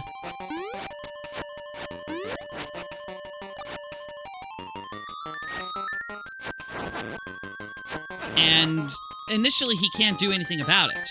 It's just, the whispers just keep going. And finally, after a while, just kind of in a frustrated demand, it's like he's yelling at nobody and everything. The ghost suddenly kind of like appears in front of him. It's like, ah! I think that'd be fun. And the ghost initially can't talk. At least nothing that is audible. The whispers are very non-coherent, I think is the term. Incoherent. I feel like there's something with... No, there's not. Okay. I don't know why I thought there was.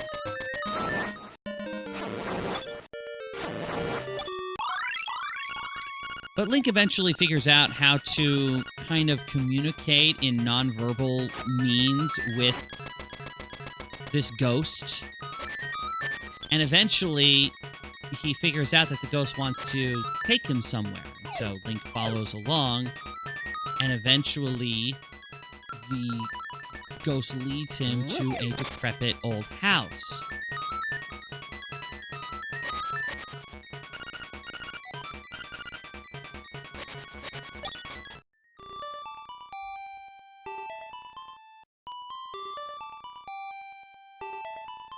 Here, Link learns a little bit about this ghost's life, And finally, the ghost is able to say some words. Just a few. And Link is trying to figure out exactly who this person was and what their life was like. He starts to see like little mementos, a picture on the floor, an old toy or tool, things like that. But there's something about these items that seem oddly familiar, and at the moment, he cannot... Basically, he can't figure out exactly what it is. What is bugging him about it? But obviously, this place means a lot to this ghost, and Link spends more time with him, helping him to feel better about the situation and everything else, which does a good job. The ghost really just wanted to spend a little bit more time with someone to... The ghost was lonely.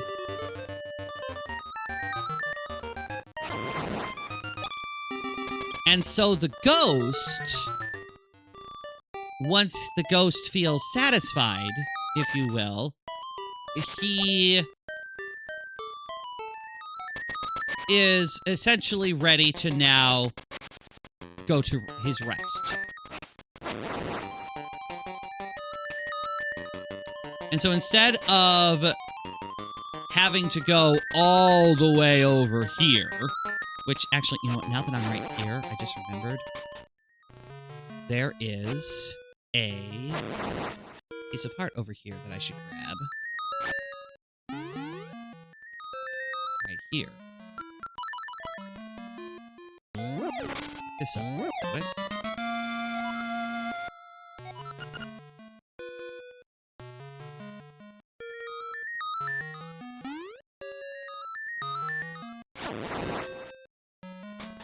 And then isn't there another seashell, right?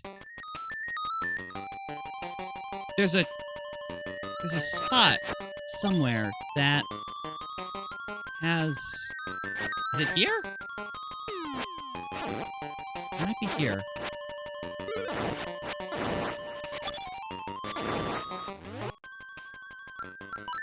I could have sworn there was... Okay, it's not that. It's definitely not here. Hello. Is it here? Maybe it's in the flowers. No, it doesn't look like it. I guess it would be kind of crazy for there to be a secret seashell right next to the hidden shrine thing where I get more... Yeah, maybe there isn't anything else in here. I thought there was. Doesn't matter.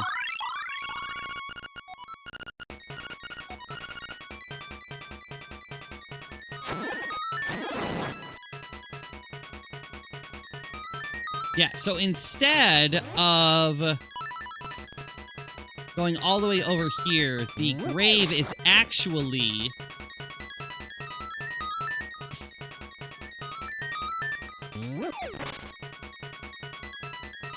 Oh, maybe this is the thing.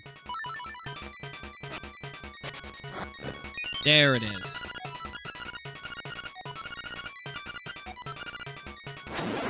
The grave is actually near the guy's house.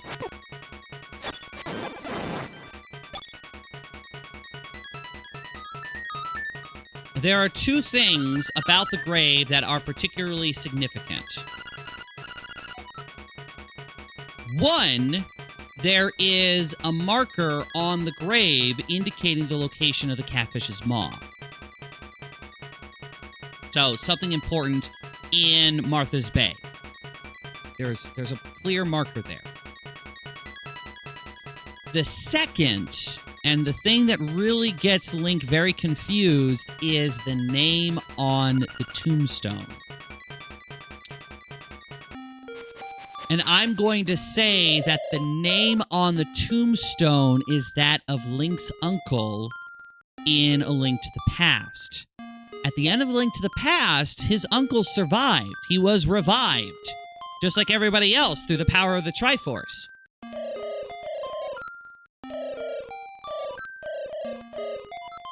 And so there is complete confusion on Link's part. Who is this person? Was this my uncle? I thought he was alive. He was alive and well when I left. Did he die? What was he looking for me? What's going on? This doesn't make sense. And some of the things that he saw in the guy's house, the ghost's house, suddenly feel like they seem familiar because maybe there were his uncles. But why would his uncle's stuff be here? What's going on? So then the owl shows up, again, just mysteriously out of nowhere, and begins talking about the concept of not just the windfish. Obviously, he says this at the very, very end. The more restless he sleeps, the closer you get. But also the... In fact, he may even lead with that line. But no, Link would probably demand answers from the owl. What is this? Who is this? This can't be my uncle. Who's to say that it's not? You start getting into the twisting questions of what is real and what is not. Could the regrets of someone who has passed leave its marks in the present? Could the things that we fear manifest themselves in reality in some form or another? Or are all of those things simply our fears manifesting in our mind?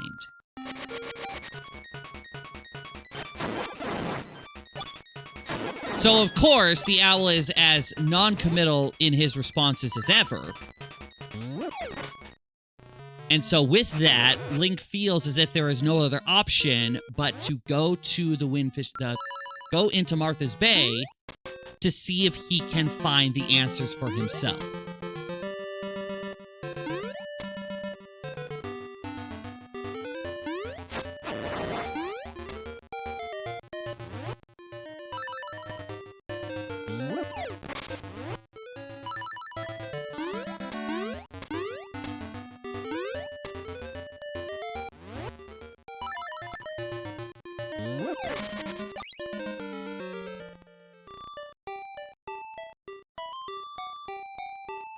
I need to see if the Yahoo woman is...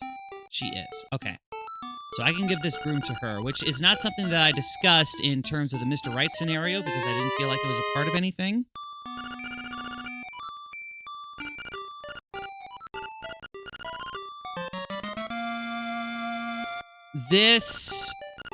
This part, I don't think necessarily needs to be a part of our situation, about our story.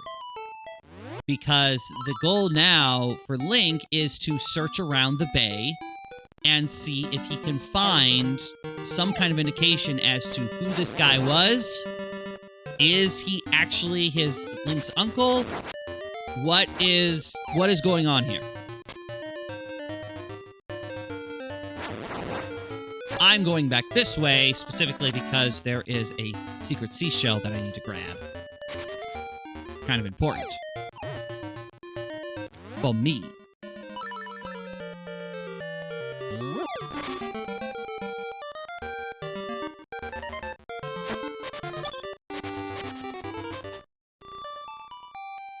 Should be right here.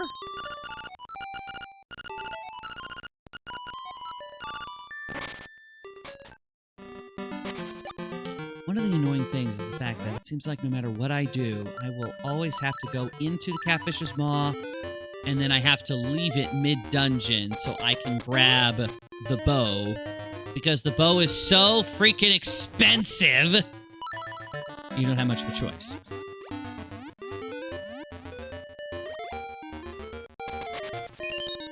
There's a ton of money in the catfish's maw, which is great. But it still means that you have to leave and come back, because there's gomas in the catfish's maw, and it's kind of nice to be able to have the thing specifically required to kill the thing.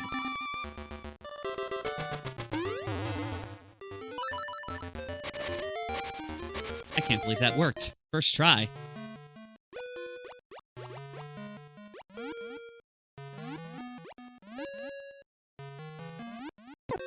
This stuff is all bonus things that wouldn't be part of our story. Because, of course, we get to see our demon guy. Get access to more stuff. I think this is bombs.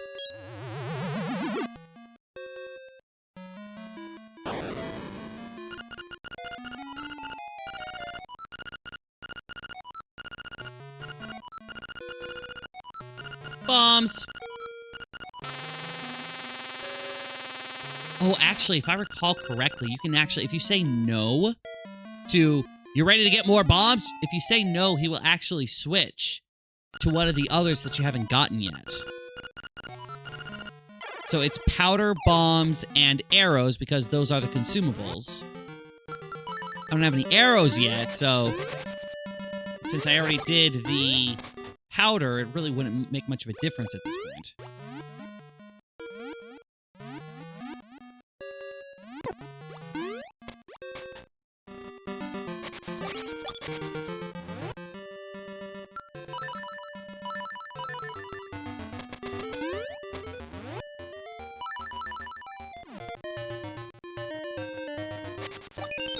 There we go.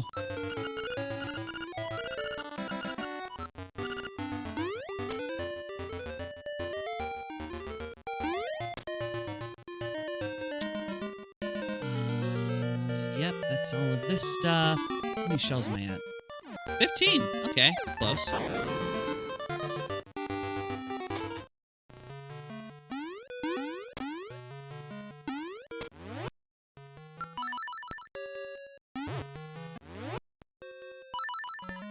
Now, there are two individuals around the...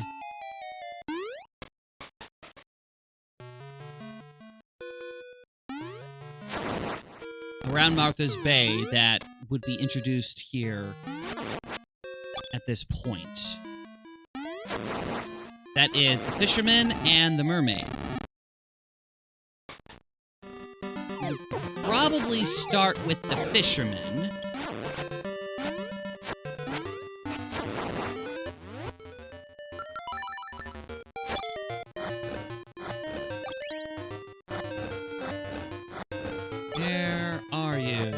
There you are.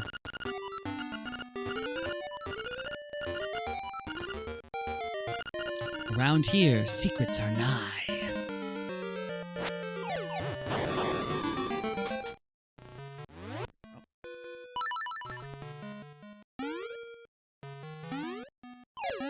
So we would start with the fisherman, because the fisherman is... well, first and foremost, he's part of our trading side quest, so it just kind of makes life easier for me if he's next on the list.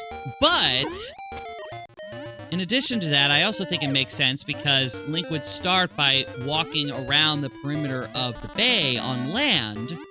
It's just safer that way. And he would see on land signs of the boat underneath.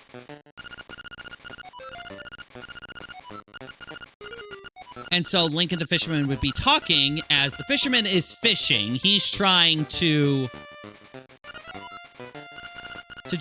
he's trying to do his fishing thing, and he and Link start talking about rumors and things that are surrounding the bay, as Link is of course trying to find information that could lead him to information about who this ghost was and whatnot. And so the guy will talk about mermaids. It's definitely one of the things that he would be talking about. He would also talk about mysterious disappearances in the bay because of something that, like, comes and swallows you whole or something like that. And then over time, eventually, he would get a thing. Oh my gosh, pulls it up. Now the question is, do we want to stay with the international version of what he fishes out? Or do we want to go with the original Japanese storytelling, which is the mermaid's top? Which is hilarious.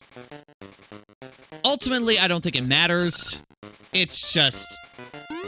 I love bringing bringing up the fact that that is, in fact, what the fisherman originally got.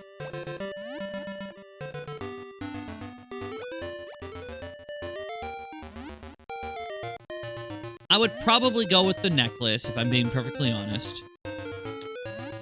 And left without any other leads besides mermaids and something that is swallowing people up, Link has no choice but to go swimming and see if there is something that he can find. And during the course of that, he is called by a beautiful woman swimming in the bay. He cannot see, Link cannot see below. So, from his perspective, it just looks like it is a woman floating in the bay. And she warns Link to... Oops, that's what happens. She warns Link that you better pay attention or you are going to get swallowed. There are demons, shadows, nightmares, if you will. She probably doesn't use the word nightmare. In these waters. And Link, aside from being afraid, is anxious. Oh, really? Where? Where is this? And the woman is oddly perplexed at this. It's like, what do you... This thing has swallowed so many things and so on and so forth. You think you can... And Link, of course, is very confident in this. I'm really hoping I can get all of the rupees I need for the bow before we're done for the night. I don't want to go too far into this dungeon, though. We'll see how far we get. Anywho.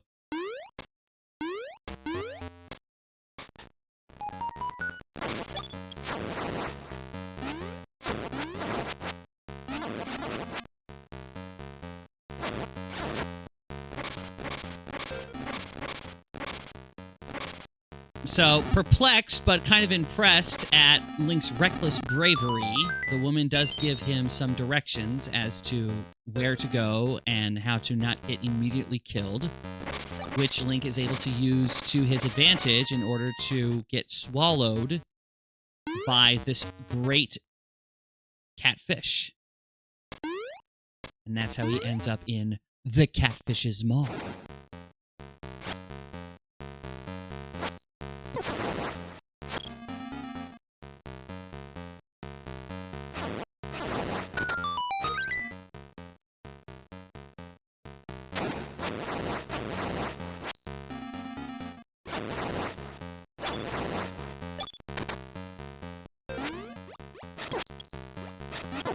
I feel like the catfish... He would... Oh, no. Never mind. Different Link. I was about to be like, the catfish's mom... Link takes one look and it's like, great, jabba jabba all over again. But wrong Link.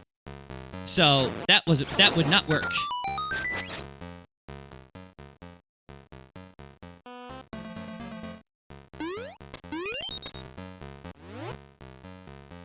Oh, there's a chest in here. Okay. Maybe there's money in here. Oops. Well, that kind of works out in my favor.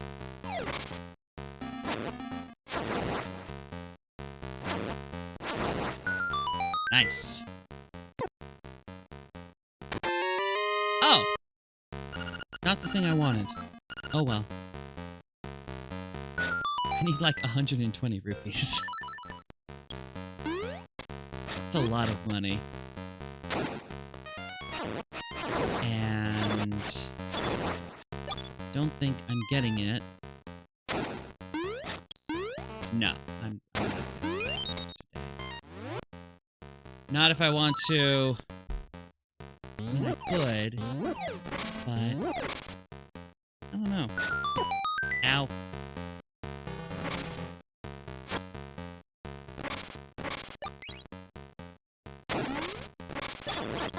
Oh, okay. Ow. I'm curious as to what this says.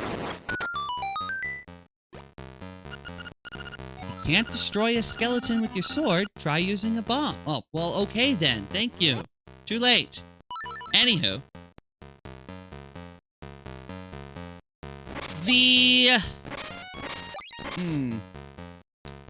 Our cowardly skeleton.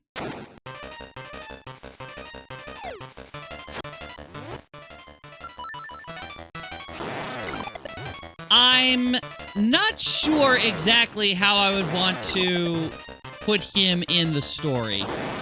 My thought is to have him turn into the boss in the final, the actual boss in this place, which actually I think we could probably do.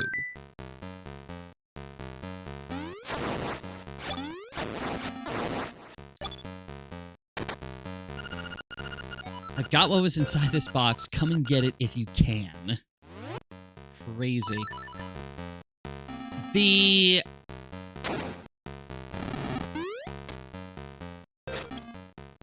You have the skeleton essentially be the... How do I want to describe this? The skeleton is one of those kinds of villains that is super, super pompous at first, but then just slowly gets more and more petty and angry and so forth, the more he gets played.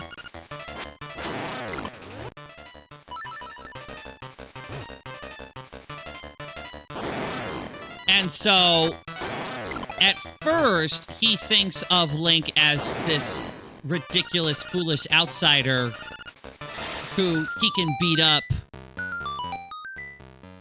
and take out no problem. It's obvious, absolutely ridiculous that he's been allowed to get this far.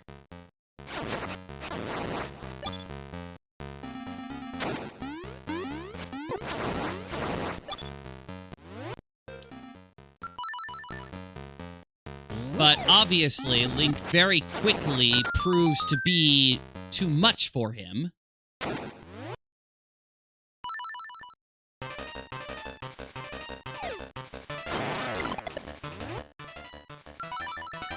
And so instead of just dropping in every single course, he's actually trying to come up with, like, clever tactics or traps to catch Link off guard, and none of them are working. None of them at all.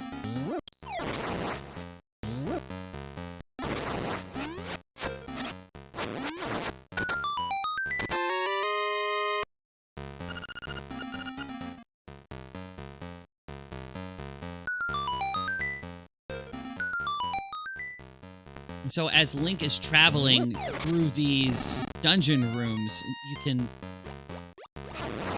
cut to our skeleton man, and he is getting more and more frustrated. You know what? I'm going to jump this, since I know where he is.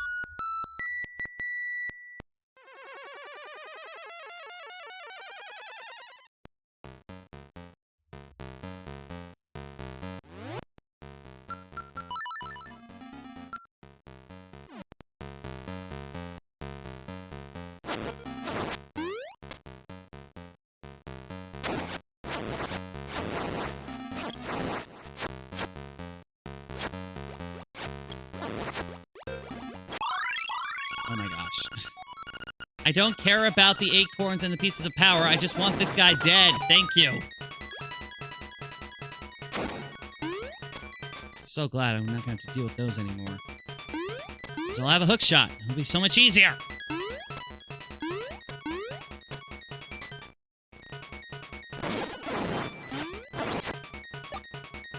So as the battle, you know, continues all over this place... I can't outlast you! Maybe not even outlast you, but there is definitely a who or what the heck are you? I don't understand. It just keeps going and going, and the skeleton just uses up every single tactic in the book, and Link is just way too skilled for him. there is a "What are you?" And Link kind of gives a heroic speech, as of like a statement of, you know, protecting the people, and your reign terrorizing these good people is over. They deserve to live. The usual kind of heroic spiel. It doesn't even have to be overly dramatic, just a statement of fact that asserts Link's belief that he is doing the right thing by helping the people, the residents of this island, to which the skeleton begins to laugh. Because he now realizes what Link's situation is, what Link's beliefs are.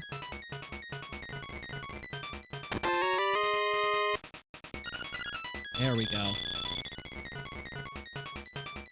More than I needed, but it's enough.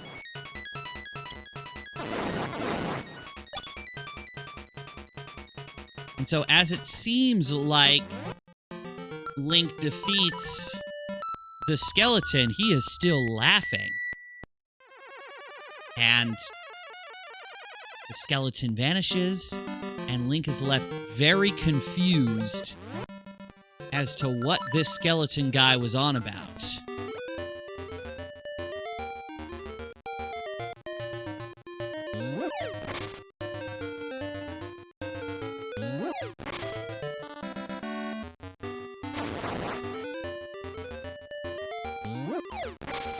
And with that cliffhanger, that is where we're going to be ending the stream for tonight.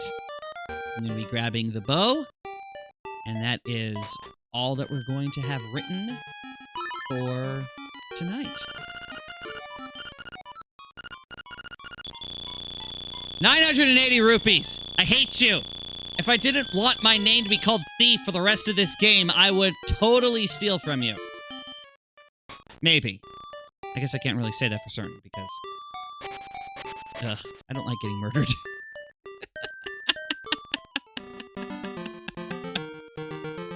Everyone, thank you all so much for being here. I hope that you had a fun time. I was not expecting to get into the storytelling today, but here's where we're at, and I'm really enjoying where this story is taking us. So, I hope you'll come back as we get into the second half of this game and the conclusion of this story. We're halfway through the game now, so I feel pretty darn confident that we are going to finish the game in a week. So that's how that will go. For those of you watching on YouTube, thanks for stopping on by. I hope you're enjoying the return of these storytelling streams. If you want to see me live, I'm always streaming The Legend of Zelda on Mondays over on Twitch, and then I'm playing Genshin Impact on Wednesdays, and usually other games on Thursdays and Sundays. So, come and stop by. It would be absolutely wonderful to see you somewhere out there in the multiverse.